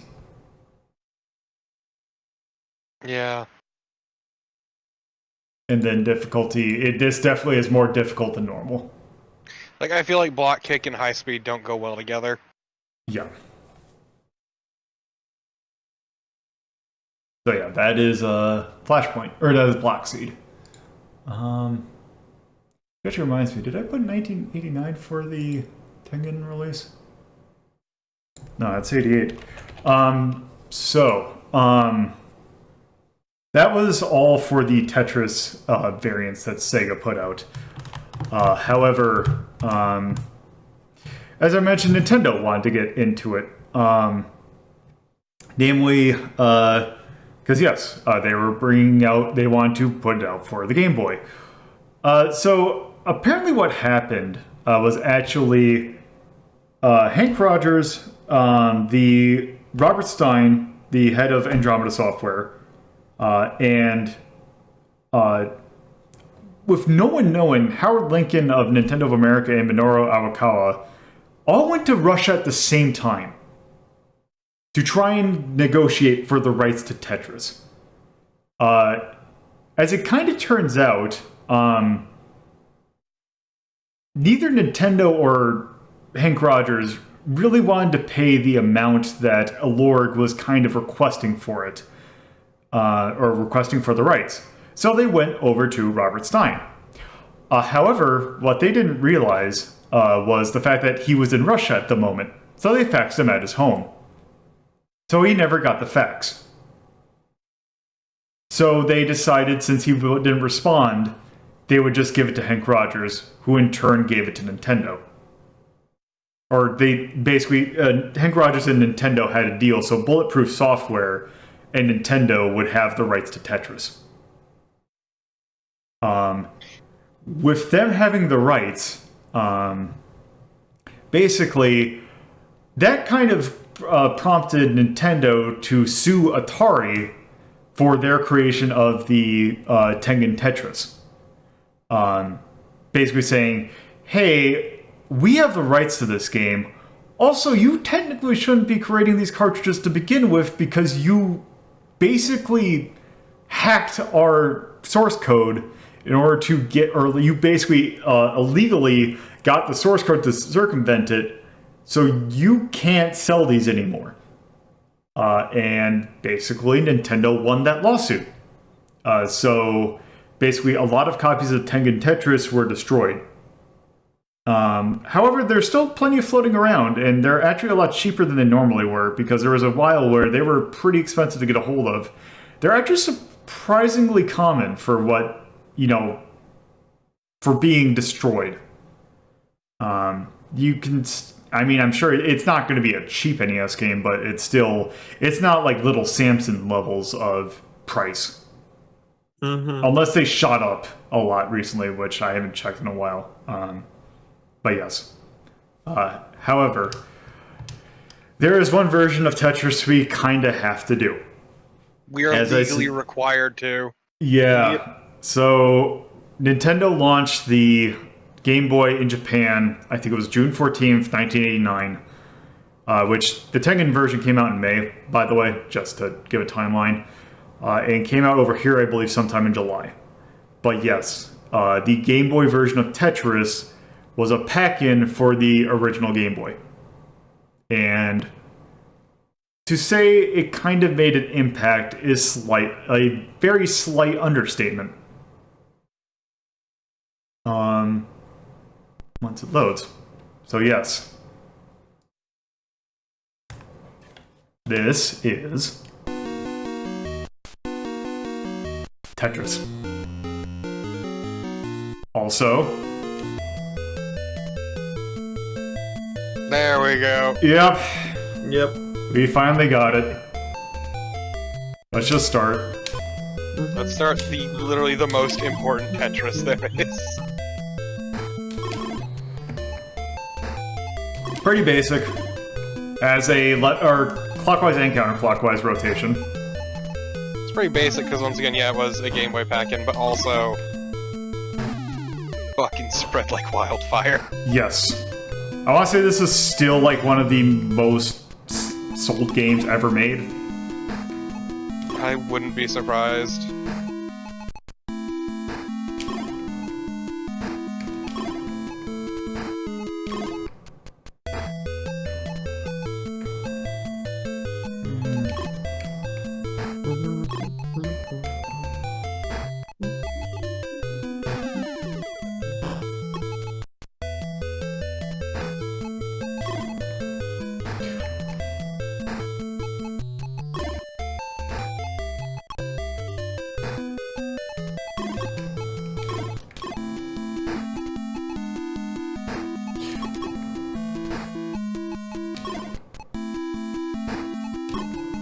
So I've never actually been able to do it, but apparently there's a thing that if you hit the button of certain pieces fast enough, that you can actually get the pieces to climb up the side of the wall.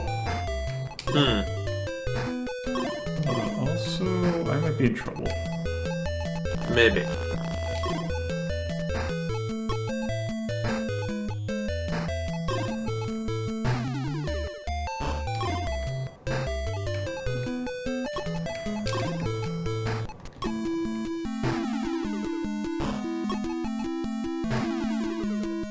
Okay, so I'm not completely hosed.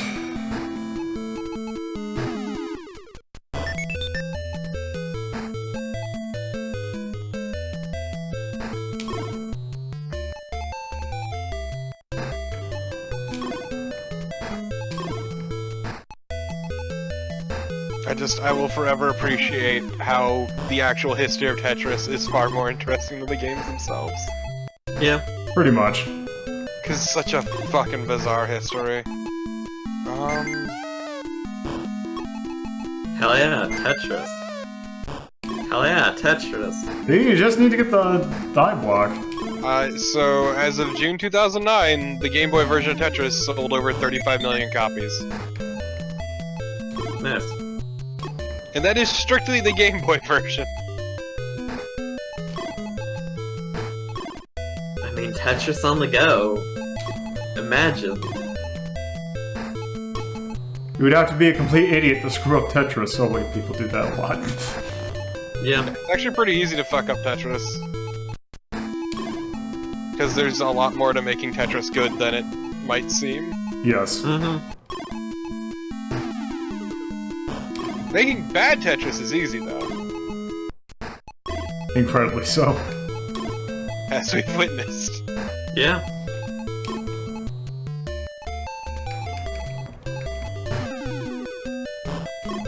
I still don't understand why the Tetris themes are on Luigi's Mansion.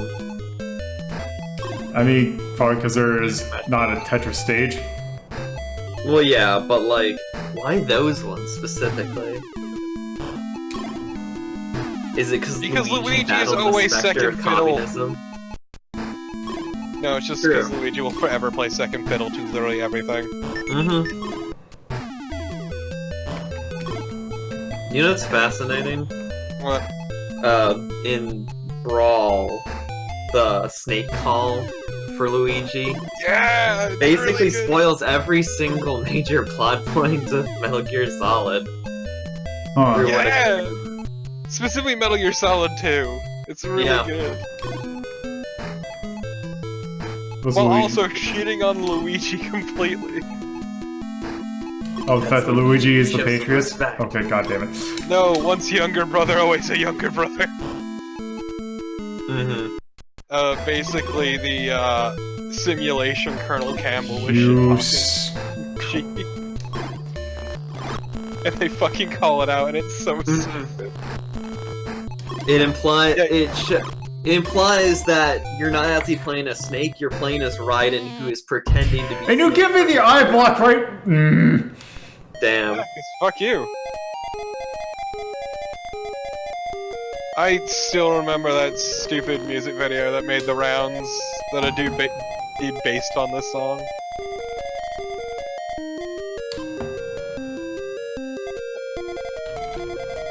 About the history of the Soviet Union. Yep. Mhm. What's good about, if I remember correctly, basically what's great about the song Koro Beniki is that basically there's a lot more depressing of the song than more people than you'd figure.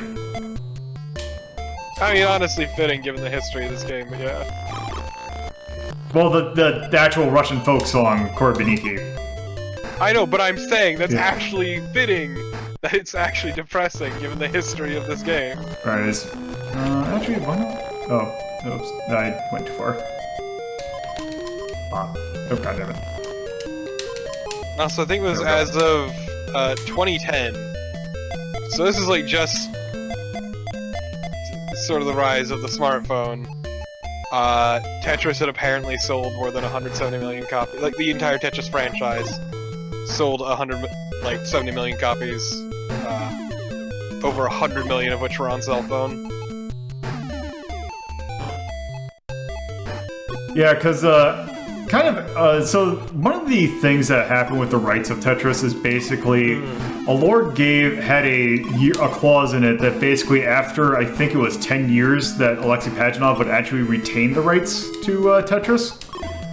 Because he did not really make a dime off of any of these versions of Tetris for a very long time. It's honestly kind of a tragedy. But he kind of came his own in the end, because eventually, once he got the rights, he kind of... So the thing with that reason that Hank Rogers kind of helped a lot, or like basically had a lot to do with this, is the fact that he actually became good friends with Pajitnov.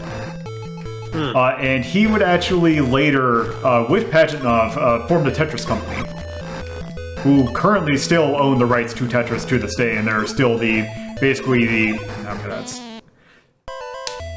let's try again. Also, let's do 3. But basically, yeah, they had the rights, and they have made they've made Tetris a lot more standardized than what it was back in these days. Okay, but more importantly, they gave us anime Tetris garbage.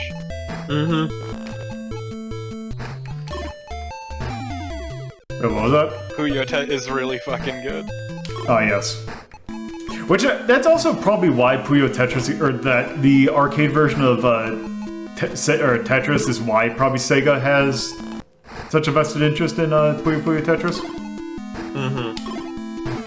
Which is weird, considering that it's like some of their most famous games, I guess, in Japan, based on other people's properties. With Puyo Puyo being a compile thing, and... Yeah. The thing that sucks with these early versions of Tetris having like high speed is the fact that you don't have enough... Like, you have to really... Like, you don't have enough control to handle it properly. Yeah, you have no horizontal movement, basically. Yeah. So, like, you are going down far faster than you can actually compensate for it. So yeah. you just pile up quick. Yeah, so that is the Game Boy version of Tetris. The legend. Yeah. I would probably put it... Honestly, of the ones we played today, it's one of the weaker ones. Yeah. Yeah. But that didn't matter at the time. I would probably actually put it maybe above the Sega version. So, my favorite part about these Tetrises that you have listed is it's gonna be a fucking nightmare to differentiate them at a glance. Yeah, we're gonna have to look at the company in order to figure out who actually made it. Oh, thanks for the sub, Kayla. Delicious.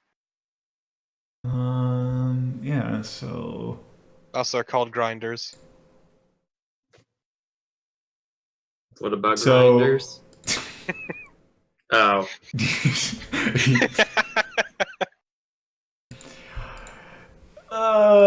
What about a cabinet? It's basically a milkshake. So... sound. It's nostalgic. Yeah. The sound effects themselves are not great, but yeah, the music is pretty good. Yeah, there's a reason Edie's very closely associated with this franchise. So I'll put B to even out. Yeah. Style. It didn't. Yeah. I'll put D. Feel.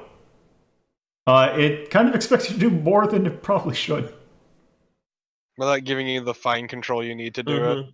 Yeah, it's a very basic version of Tetris. I'd probably actually say C. Hey, what's up, everyone? I think dogs should vote. That's a good idea. Yeah. But Also, Impact is fucking A. Like, yeah. there's Oh, no right. choice. Yeah. Let me just put that there. Age, it is aged kind of a bit, and also difficulty. I would probably say maybe a C, just because. Yeah. Part of the issue here is that, like, looking back on it, Tetris has been so incredibly refined up to this point. That's just, like, kind of weird going back to this sort of thing. Yeah.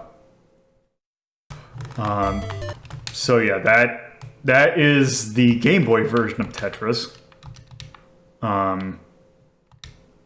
Yeah, so that was not the only version of Tetris that Nintendo made, because oddly enough, even though they definitely knew that there was an NES version of why did I say Metroid?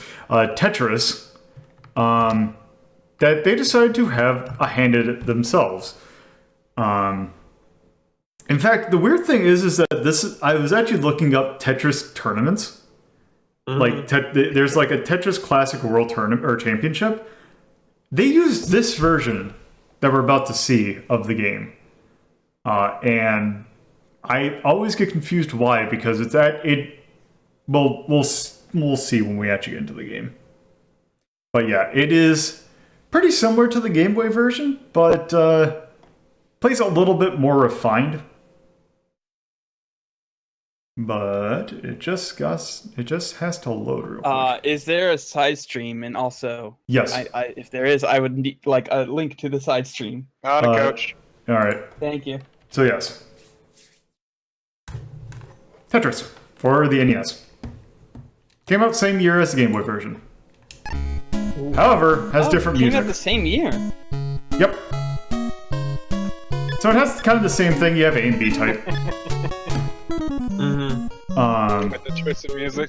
But do you have the Dance of the Sugar Plum Fairies? A unique track. This track, which is kind of nice. I like this track, but it doesn't really scream Tetris to me. I mean, we gotta do Dance of the Sugar Plum Fairies. I mean, yes. Required. Yeah. It's like some other weird Nintendo game, more like like some sort of like weird Metroid knockoff or something. Let's try it 4. Okay.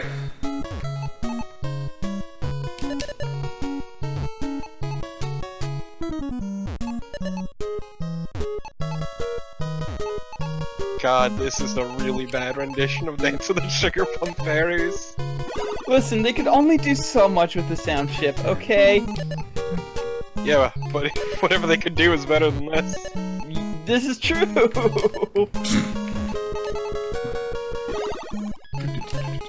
I'm so used to being able to hold pieces in Tetris. Yeah, it's... I keep on forgetting that it's even a thing playing these old ones, but yeah, hold is really nice. Like, just hold that long piece until you can form a Tetris. Also didn't help that I got really into Numpomino at a certain point. I'm just sad that we're not gonna cover the best Tetris game today. It wounds me deeply. I mean, we would have to prep for that. I will destroy you, Lolo, is what I'm fucking saying. Are you talking about Tricky Towers? No. Ever heard of Tetris Battle Gaiden? No. I was gonna say, okay, if you quick update your version of RetroArch. I will. I'm on it, coach. We can see if we can get to work. Line. You will understand, Kalon, the beauty that is that game. Let's see. Where the fuck is the straight line? Yeah, these games have been fucking mean to him today, like all day. There it is.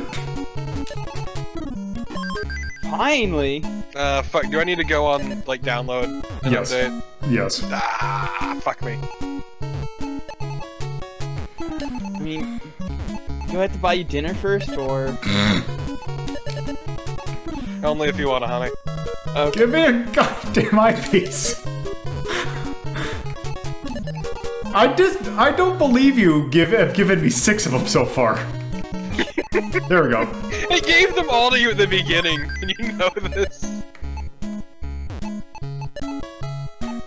Actually, you know what? If I was being a smart cheater, I could just actually...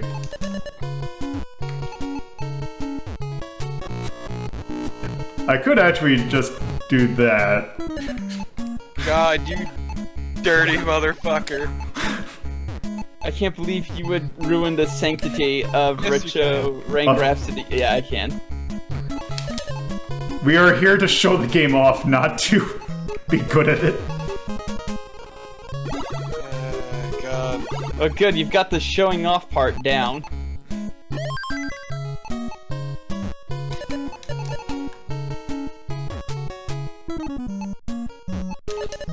This looks bad. No! Like, Nintendo Tetris is... It's okay. It's dated. Yeah. It's dated. But, like, back then, this was the version of Tetris. So it's funny you say that, because no, actually, there were better versions at the time. It's just, they were largely confined to the arcade. Also, confined to the garbage when they were destroyed. Yeah. That too.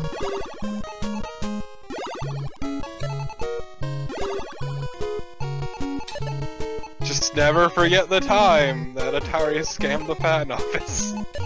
See, also the funny thing about that was there was another court case that was actually Accolade suing SEGA because of Accolade making knockoff Genesis cartridges. And they actually won that case, or Accolade actually won that case because they reverse engineered the lockout rather than completely straight up stole it. Amazing. So they were able to, under fair use, create unlicensed Genesis games. Nice. Like Bubsy. Bubsy. Hell yeah, exactly what we need. I take back my nice. I'm pretty sure that, I think that was an unlicensed game.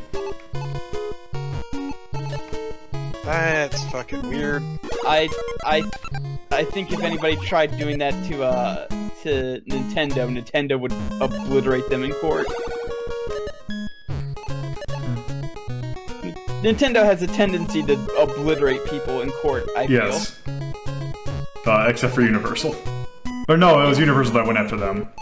Yeah, Universal went after them, and they got obliterated in court. Mm-hmm.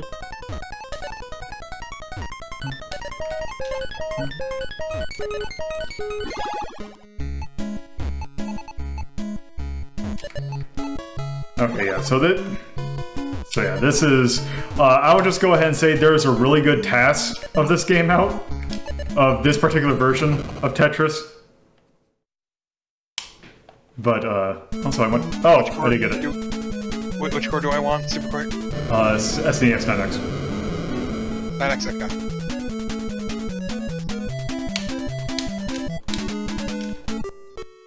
Okay.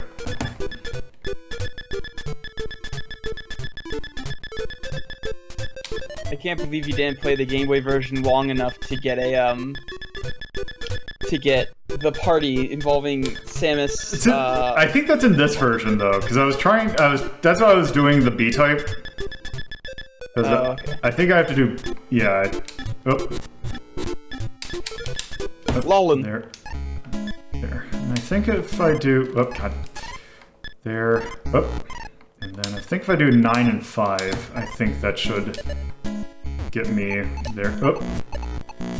Oh, jeez.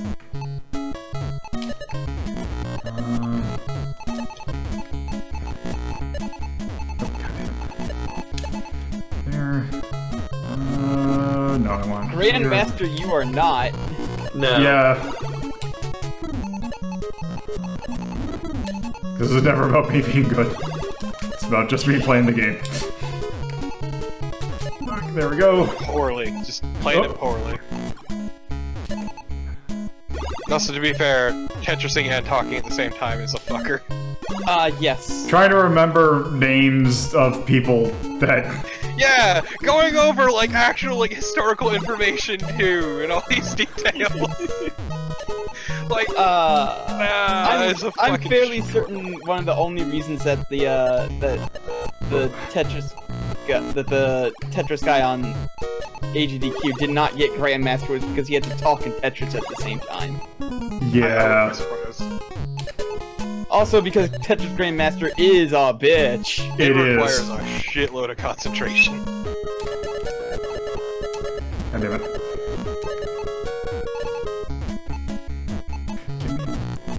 Okay. In a line. Okay, but I appreciate that you've only gotten 2 of that specific LPs. Okay, hold on. Okay. You are. Your There you horizontal go. movement is so bad. Yeah, okay. Like you're not getting that line piece over there. Nope. Let's It's impossible. Let's do this. Just do that.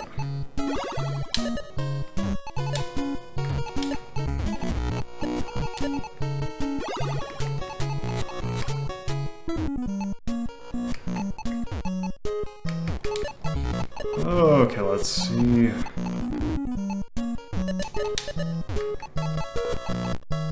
There. God damn you and your time wizardry. There. Teleport, Mario!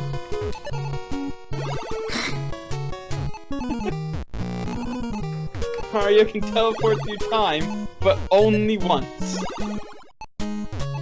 That should be it. Okay, there we go. See, there it is. Finally, we're free! Oh, there we go. Oh What man, are look these? at Bowser, holy shit. Okay, but Peach does not want to be here. No, No. he really doesn't want to be here. I don't think Because she's a Pit monarch wants to be. and thus fears the communists. Yeah, she wants nothing to do with this Soviet bullshit. I think Pit doesn't want to be here either. Just look at him. Well, Pit's a looking- nerd. It looks like he's It looks like a he looks like he's playing a handsaw. Yeah. Bet you forget that Pit works for a goddess. Also, Yeah, I've never actually seen the screen Soviet animated. bullshit. I've just seen the static shot, but yes, this looks Terrible. Time for You real Soviet are hours. Tetris Master!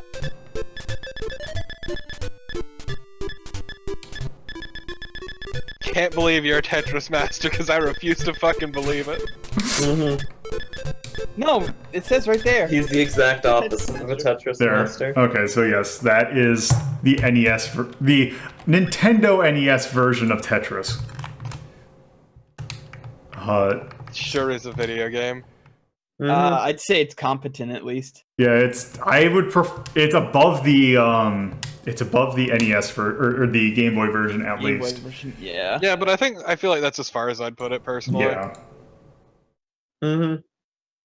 Yeah. Like, it's probably the worst of the competent ones. That's a good way of putting it. 1989 by Nintendo for the NES.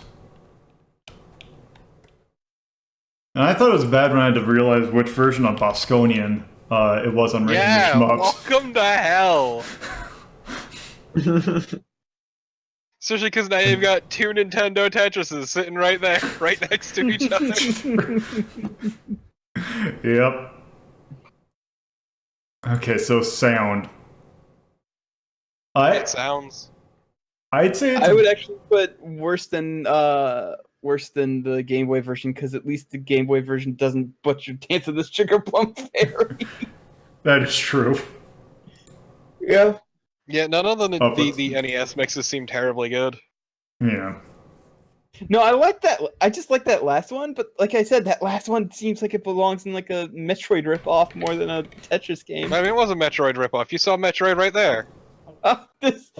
Yes, I remember the famous character Metroid, Metroid. and how he hunted down the Yeah, alien. you saw Metroid and you saw Zelda too. And Kid Icarus. Exactly. Yeah, I saw. None all of them are right crawling. there. Why can't they crawl? Yes. Style. Ugh. It Bad. it It kind of looked better than the GBA one, but that's because the pieces weren't as ugly. yeah. I'll just say C. Yeah, it was inoffensive. Wasn't great, but it was. I think it feels honestly like I remember playing both of these, and I think it feels better than the Game Boy one, so probably B. I would say maybe just a slightly better, but it's still when it gets fast, it's hard to get things to the right and left. It's once again, you don't have enough movement to actually compensate for the increase in speed. Yep. So yeah, I'd say C. Impact. this Probably was. A. Yeah, I would probably put this one A because if you didn't play the Game Boy version, you probably played that version. And 8, I'd probably put that the same as the Game Boy version. Yeah. And then It's also like, once the again, the same. problem with age with the Tetris games is just that Tetris as an entity has become so fucking refined at this point in time that it's really hard to go back. Yeah. Man, if only we did Tetris to break up all the Tetris. That's for a different thing. Oh, where did... let's see. Double check. I want to make sure that I'm using something very specific. There it is. Oh, whoops. Okay, so... Yeah, that's kind of... From there, Tetris kind of took, like, basically... Tetris kind of became its own thing. Mm-hmm. So, yeah, why... So, Bulletproof Software still had the rights to making Tetris. They made a couple other versions of Tetris. They also made another NES one that is actually... I would almost say that is the best version on the NES. The thing is, it also includes another game, so I might actually keep that for another episode. So, I think if we're looking at Tetris, I think what we should probably take a look at is actually one of the versions that Alexei Pajanov's children actually think is one of the better versions of the game. You're right. For a very specific reason. Because, as we showed earlier with like Tengen Tetris, there were versions that were meant to be played against each other, but they're all pretty basic. So, what Bulletproof Software did with this version is basically enhance the multiplayer, or the, well, competitive versions of Tetris. Mm-hmm. So let me quick get this game loaded. Also, we're going to see if this is going to work, because if this doesn't work, then I'm not going to look at it. No. Because this needs to be seen.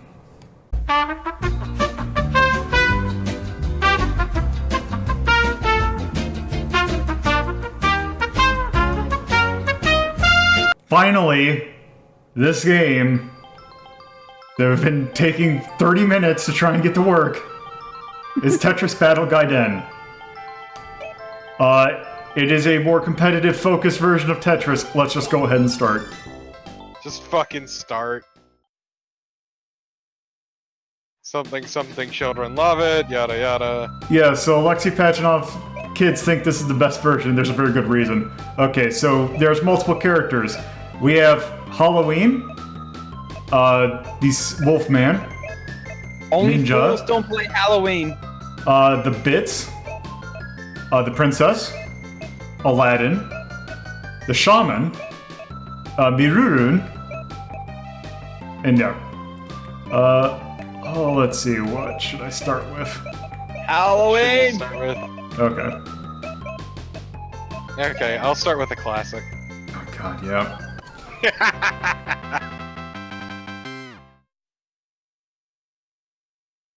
Okay.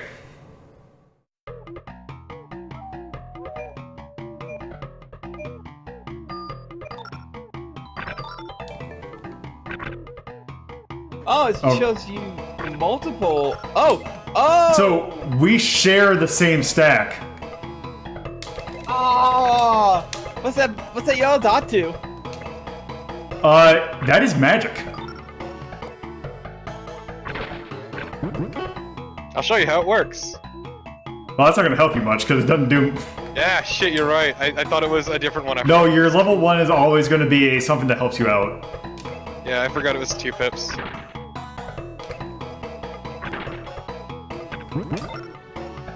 Okay. Nope. Okay, so let's see.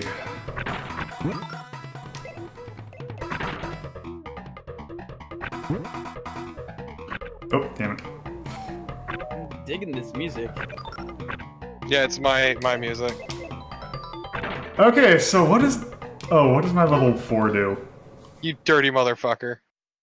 All right. Oh! Oh! That's rude!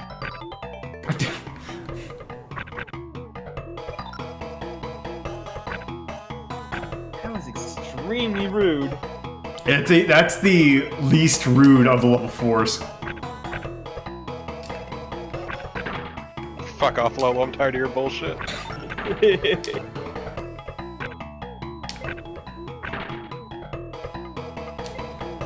So yeah, this is more... You have to keep an eye on several things when you're playing this.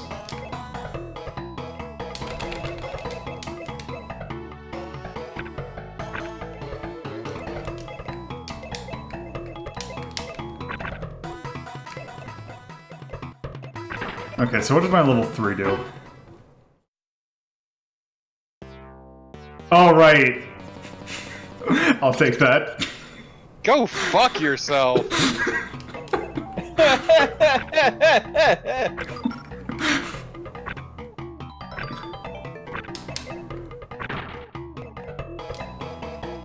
Halloween. Also, Powerful move. Guess what, bitch? oh god, no! What? What's going on? I can't. If I try and do a soft drop, I will rotate my piece as it goes down.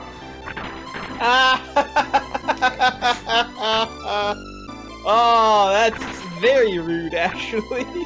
Welcome to this character. Okay, There's so a what's reason my... Lolo's been trying to deny me as much as possible. Also enjoy that.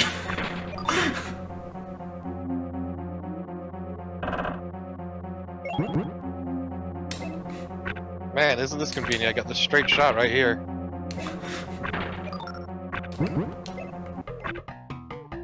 How long? Man, how do I do it? I was about to say, how long do these last? And the answer is about that long. Fuck you. That's okay, I'm gonna get that piece.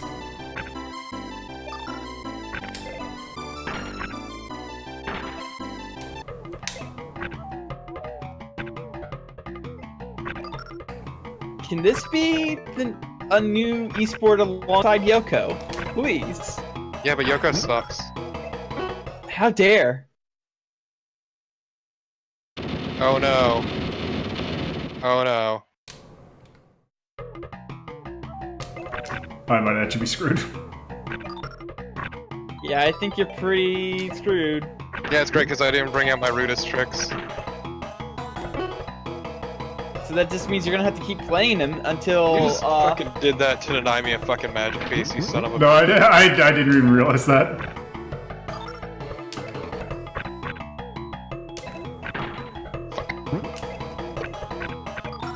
Occasionally, the song goes into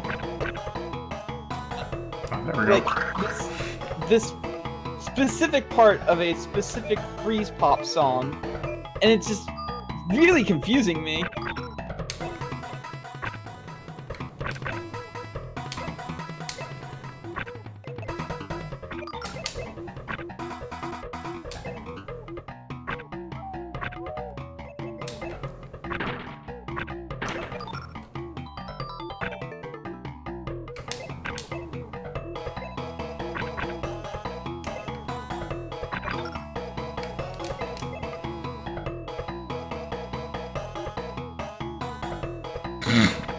I hate how you keep getting fucking lucky on those drops. Like every time I get screwed. Oh, no, that works. Go fuck yourself.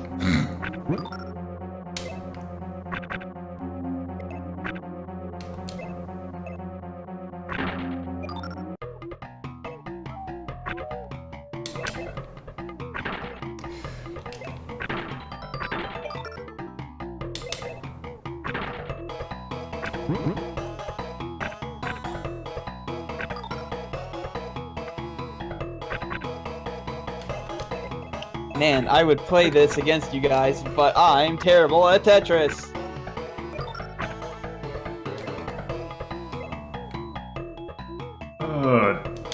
that, and I would be too distracted from hearing "I Need Options" on in this song. So.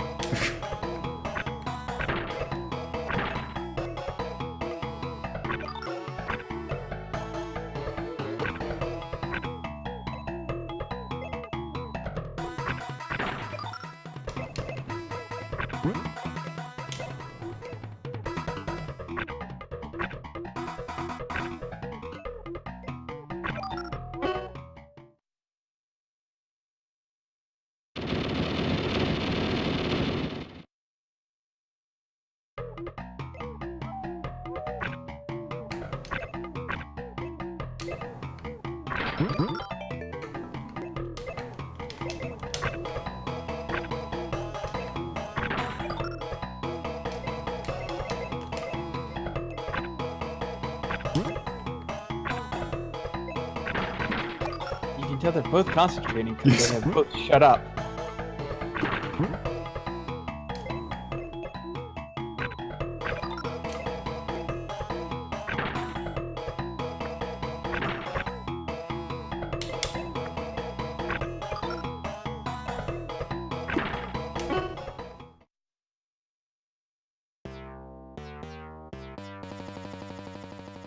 Go fuck yourself. I'm not gonna lie, I've been totally waiting for that. I fucking hit up faster than your ass anyway, goddammit.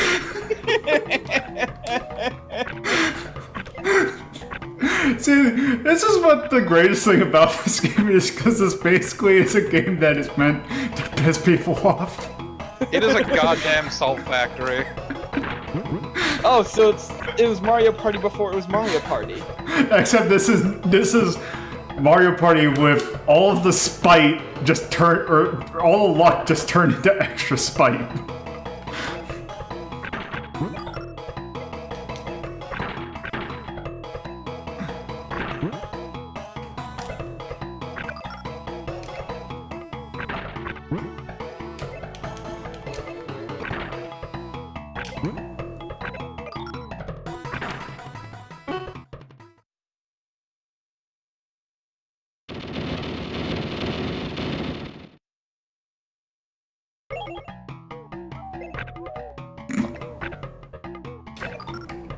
Yeah, I'm fucking hosed now. Like, I can't come back from this. I believe in you. I don't believe in him.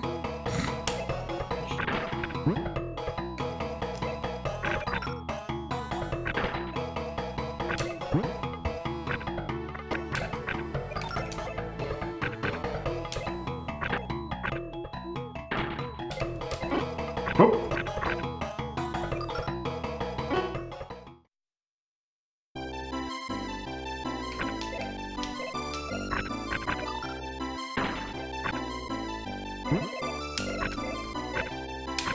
Nope.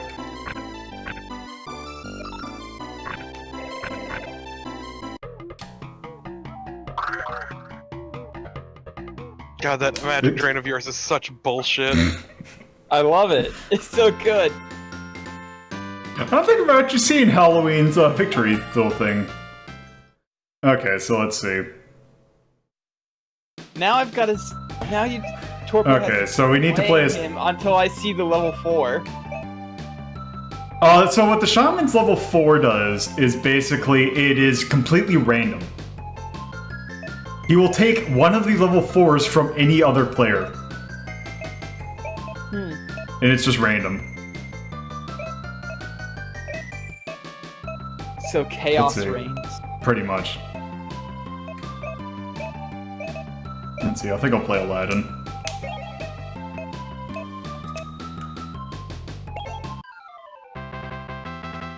Ah, you're playing the terrifying princess. Good, now I have another thing that I need to worry about. Yeah, you do!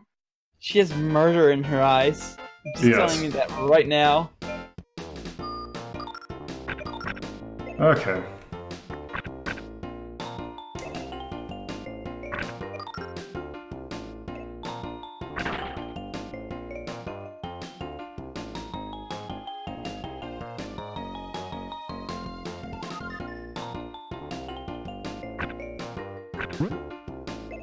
Damn it. It's Screwed on the timing of those.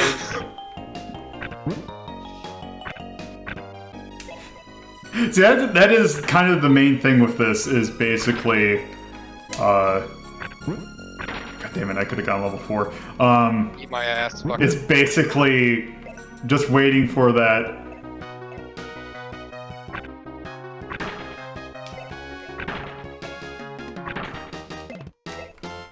Yeah, waiting for the block to appear that will get you,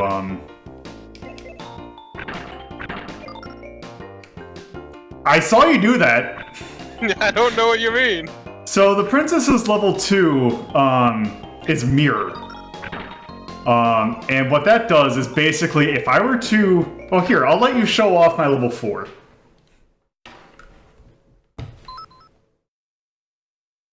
So that's what the mirror does. So it's a remote control, so you play the other person's field for 2 pieces. Oh, that's rude. Which is why the princess is great against this fucker.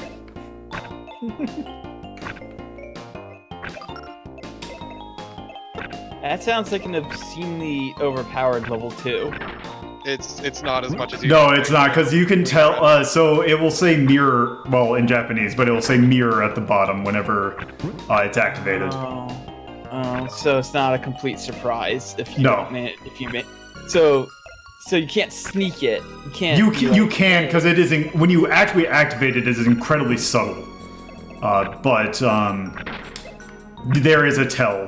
But you have to be paying attention, and considering there's like 3 different things that you need to pay attention to at all times, it's a bit harder to do.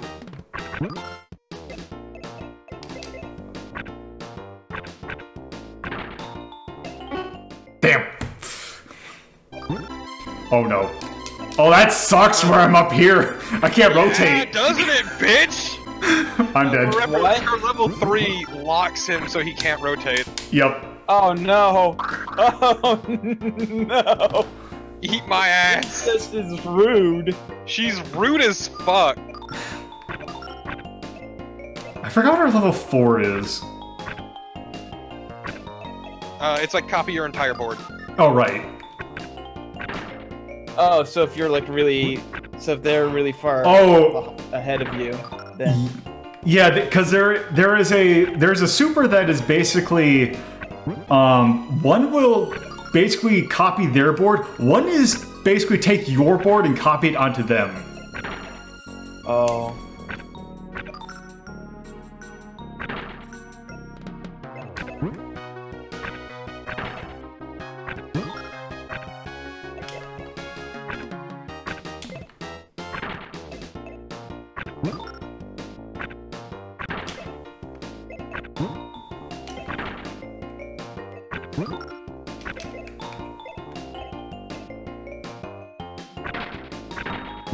For example, right now I can tell that Torpid has mirror active.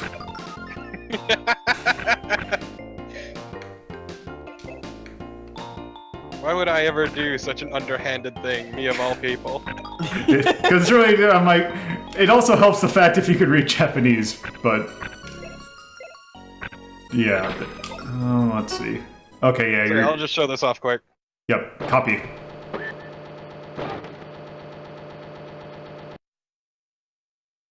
Oh, and then I think.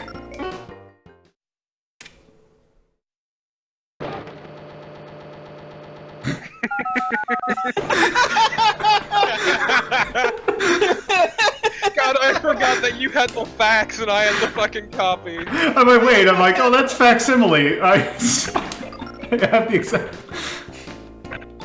Oh, this game's so good. It is my favorite Tetris game, personally. Okay, so that was my level 3. Got it.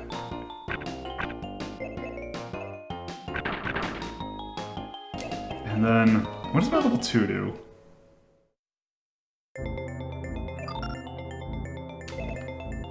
Oh, it's a barrier, I think. So you can't, So if you were to clear lines, you would not, it wouldn't affect me. Neat.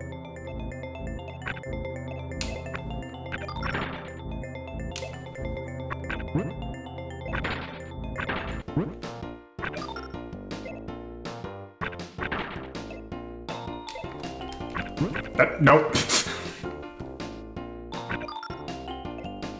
Thank you. Okay, what?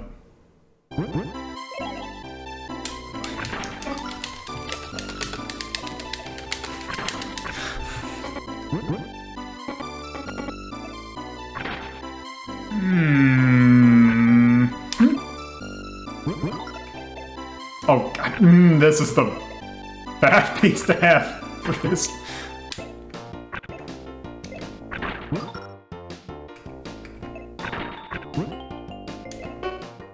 Oh, what now? God damn it! It begins!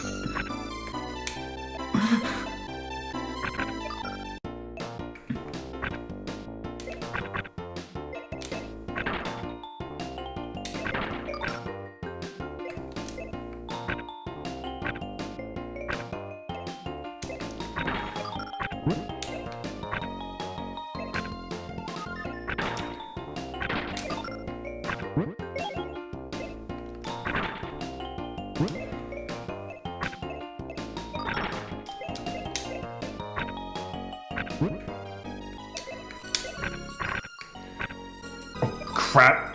That sucks.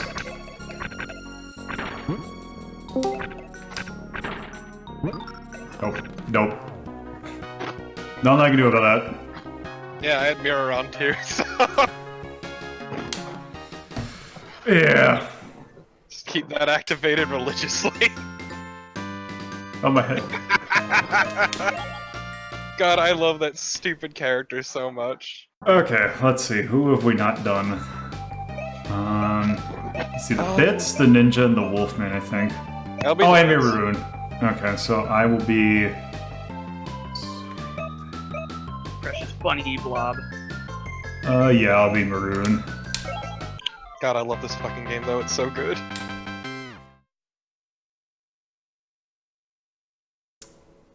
Behold my house! It's a very, very, very fine house.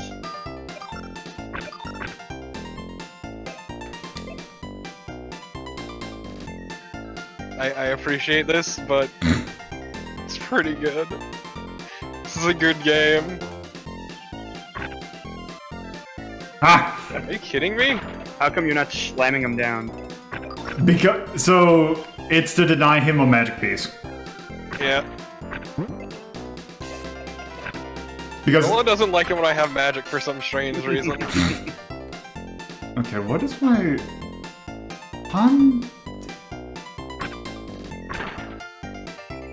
Okay, I'm kind of curious. What is my level 2?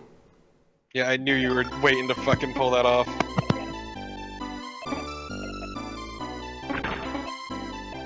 What is it doing? Oh, it fucking changed my control! Oh, it's the reverse control one! Or no, you have to flip your controller upside down. Exactly the way I want to play my video games.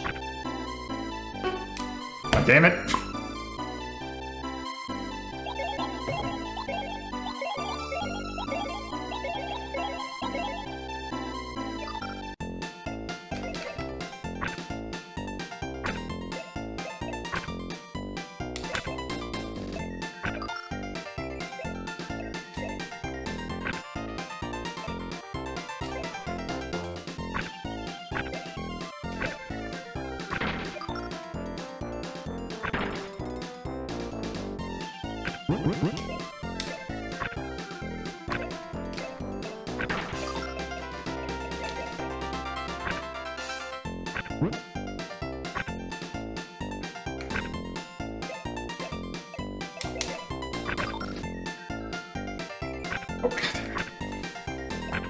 So intense, everybody's just like focused. It's a game that requires a lot of focus.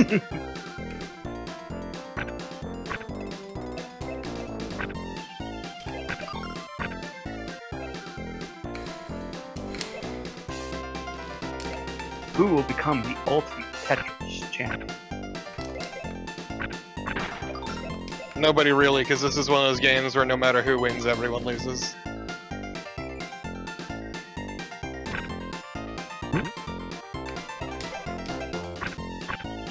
There we go.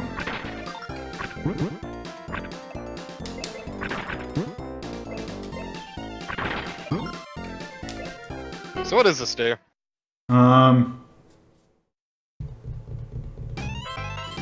Oh, same piece, 7 times.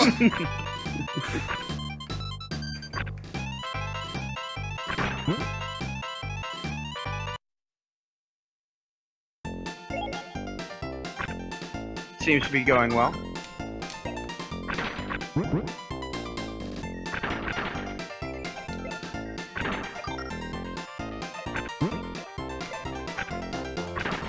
I have a...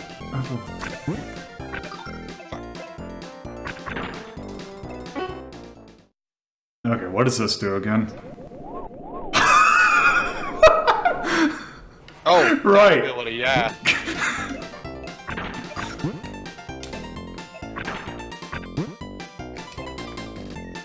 Yeah, I'm fucking screwed.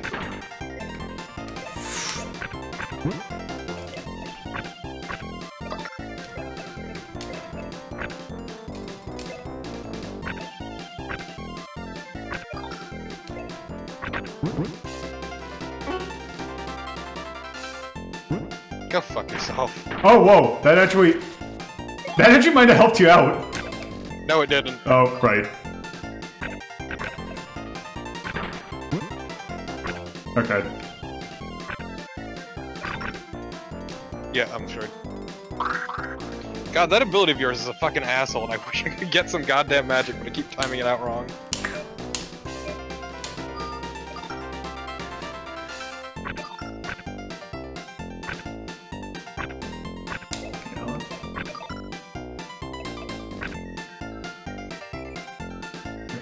Oh, nope.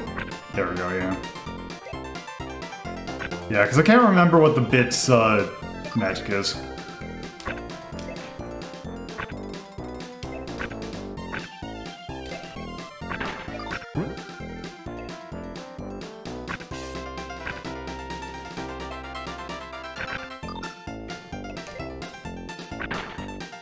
Okay, so... Hey, that was this one. Fuck, I already had forgotten. I'm actually kind of curious about something. Okay, yeah, it does disable rewind. Man, that'd be fucking real rude otherwise. Also, the fact that rewind is the entire reason way that this thing works, so it's kind of unfortunate if. Yeah.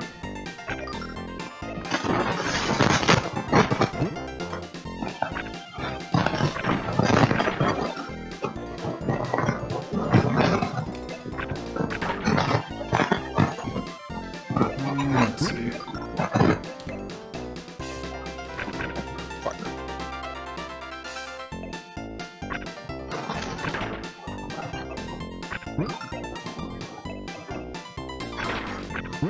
Okay. Let's see, come on, let's see. There you go.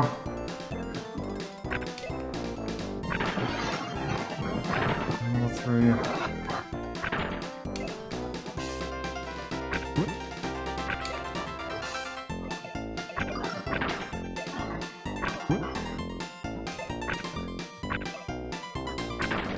Here's your level 3.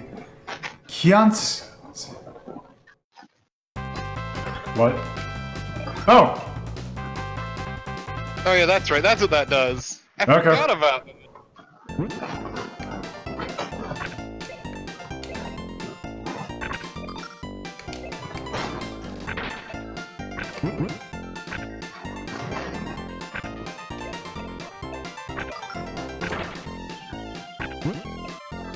There, okay, so there's your 3.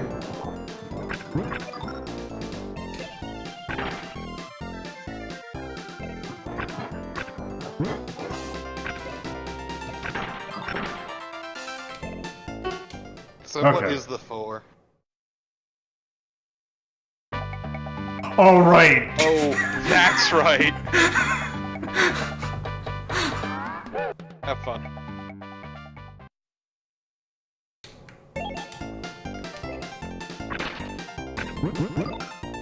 I mean, the best part about that is that it actually made some lines for me.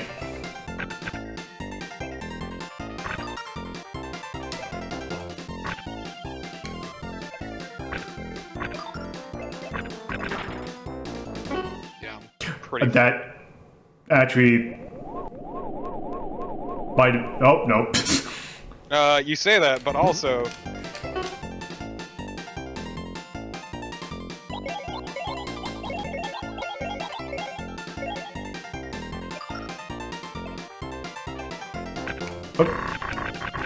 Oh goddamn it. Okay, I am back from. Wow, what the fuck happened to Torpo's side? My level 4 makes it so that all of his empty spots are now blocks in reverse. Oh.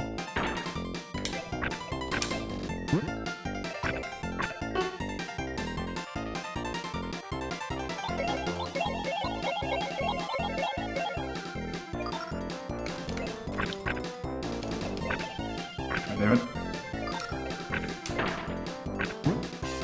It's fine, I'm pretty screwed. I also am not in the greatest spot either. Okay, there we You go. both are. Oh, okay. I was about to. Yeah, I suck with these guys. Fuck me.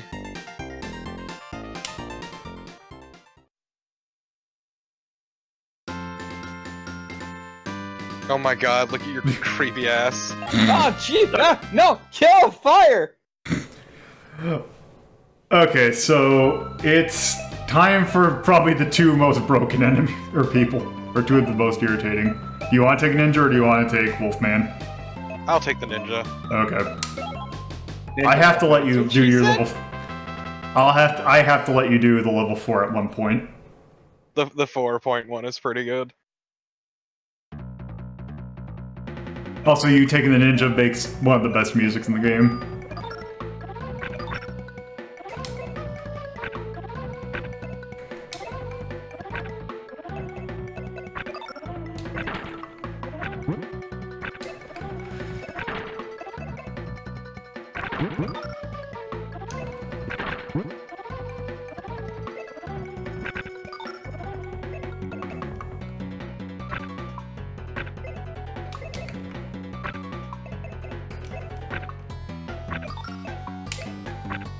Fuck.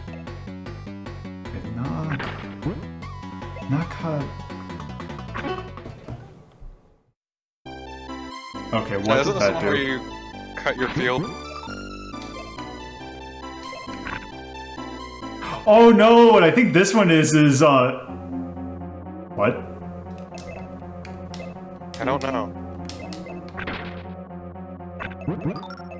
I think this. What? Why is it sinking to? I don't know what I just did, but the music is kind of eerie. That was really weird. That's what she said. What? You heard him. No, I did, and that was the problem. Okay. Ah. That's also what she said.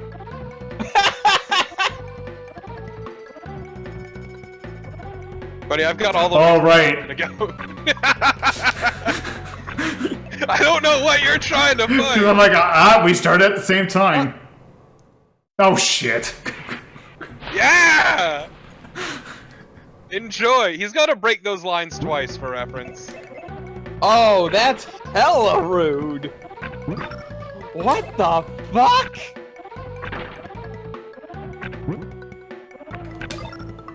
Yep, it is pretty fucking brutal to deal with. Oh goddamn me, I like that.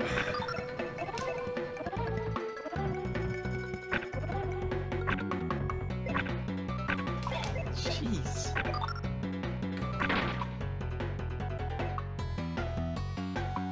Torpid's not allowed around near magic. Nope. Oh crap. This is why he no, he doesn't play fighters and RPGs.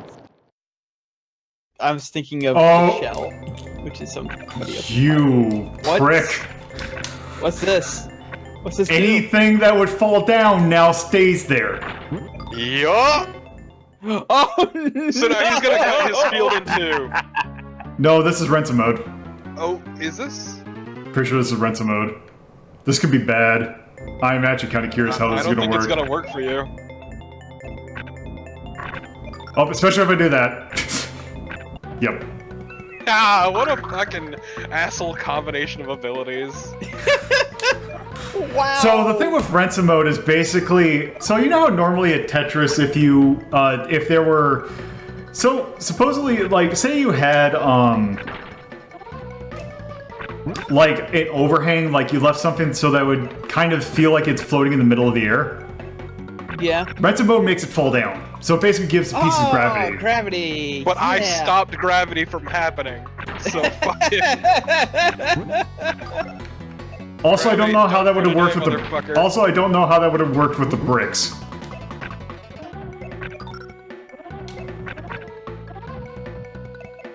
Oh, god damn it.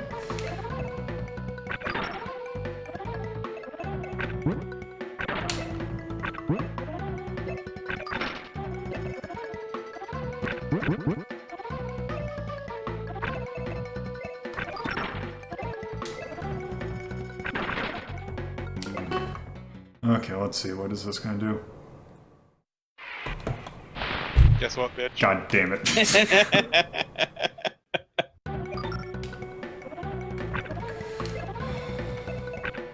Now, if you just deny him straight pieces for the rest of the game,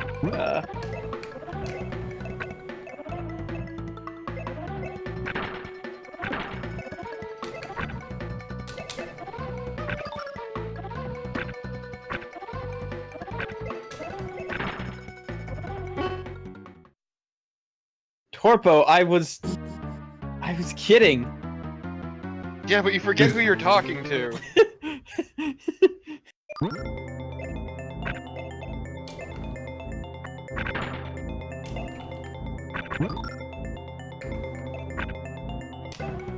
Oh, wow, that lasts not long at all. That is not good. Man, look at all these sweet line pieces I've got. Torpo, you're a fucking asshole. Man, what lovely line pieces! I don't even think it matters anymore. No. Yeah, but I'm just doing the final fuck you. God, this guy is a prick. I love him. Yep. Okay, I think we have seen enough of Tetris Battle Gaiden. It's One more time! No. No. Look at those tears. That's a good picture. Those are salty tears. So yes, that is Tetris Battle Gaiden. Oh my god, that ninja's fucking, like, he is... That definitely worst belongs in the kind of charisma asshole. list. To be fair, I was denying the hell out of Flow. I'm going to go ahead and say that that is the top of the charisma list. Oh, it's so good. Well, yeah, like, when I said just don't give him any straight pieces, I wasn't being serious. That was I not was, though. But you put the idea in his head! You know who he is! Yes! What did you think was gonna happen? Oh, yeah, I'm absolutely not gonna do the terrible thing that you just told me not to do. It was great, too, because there were so many line pieces to deny him. By the way, that game came out on Christmas Eve of 1993. Oh, no! Oh, jeez. But yeah, the tone is definitely cute. Yeah. I mean, I wish there was one for the tone, just a giant middle finger, because that would actually be it. But... Well, Or just not a unless salt you're not figure. playing. No, this game is made of pure salt. Yeah, this game. Also, there's 2 unlockable characters. There is the dragon. who I think he's actually not. His level 4 is the combination of the fax and the copy, in which you swap swap boards. Also, I can't remember what his other moves. The final boss of this game is the Queen. Her level 4 is to clear her entire board. Oh, I forget, doesn't one of the characters give you entirely like the S pieces? No, I think I Or maybe it was so. every time we used the fucking 7s, that's what came up. Yeah, that's what the 7s was. No, it's just, like, that's what the 7 does. It gives you 7 pieces of the same type. Also, we never even got to see all of the shaman's abilities. Well, God, oh yeah, because the Grim Reaper, which is this level 3, which is like basically every time the opponent puts a piece down, they get a row of those Medusa bricks. Yup. oh, jeez. It's the big reason why I like the shaman, but I was getting denied real hard and I hadn't gotten back into the Tetris swing. Yeah. Sound. The music's really good in this game. Yeah, it's really nice. So I'll say B. And like it's each quite of A the territory. tunes for the magic like properly conveys how fucked you are. Yeah, style. The style is really charming. It is adorable. So I will actually go ahead and put A for that. Or actually maybe B. I don't think quite A. Feel. It feels great. Like Probably none A. of it would work if it didn't just feel so good to play, like even strictly as a Tetris game. Yeah. Impact. Really, the only impact is basically I found this game on Giant Bomb. Yeah, I saw them play it and they sucked at it. Yeah. So I'm gonna put D. Age. This game is aged incredibly well because there is nothing like it. There's nothing like it. Once again, like like mechanically, it still holds up to other more modern Tetris games. And then difficulty. Like you've got the hold, you got the fast drop, you got all that. Yeah, and then difficulty is single player. It's a nightmare, and then I'll just put C. Yeah, just see. And multiplayer, it's a shitload of fun. Yes. Also, it's incredibly. Also, I'm just going to go ahead and do this. Yep. Yeah. Yes, it is. Yeah. That is definitely mastercraft. Like legit, of all the Tetris games I've played, it is my favorite. So yeah, Tetris Battle Gaiden is in fact our favorite version of Tetris. Top of the line Tetrising. Yes, and also now, oh good, look, let's sort this. So much salt. Auto sort. Look at all that Tetris. Tetris, Puyo, Puyo. Tetris. Damn, if only we'd done Puyo Tet, really throw a fucking wrench in that. Not quite yet, but yes, that is going to do it for our look at Tetris. So thank you all for watching. Have a good night. Afternoon. Good luck. Afternoon night. Yes. Thanks for noon.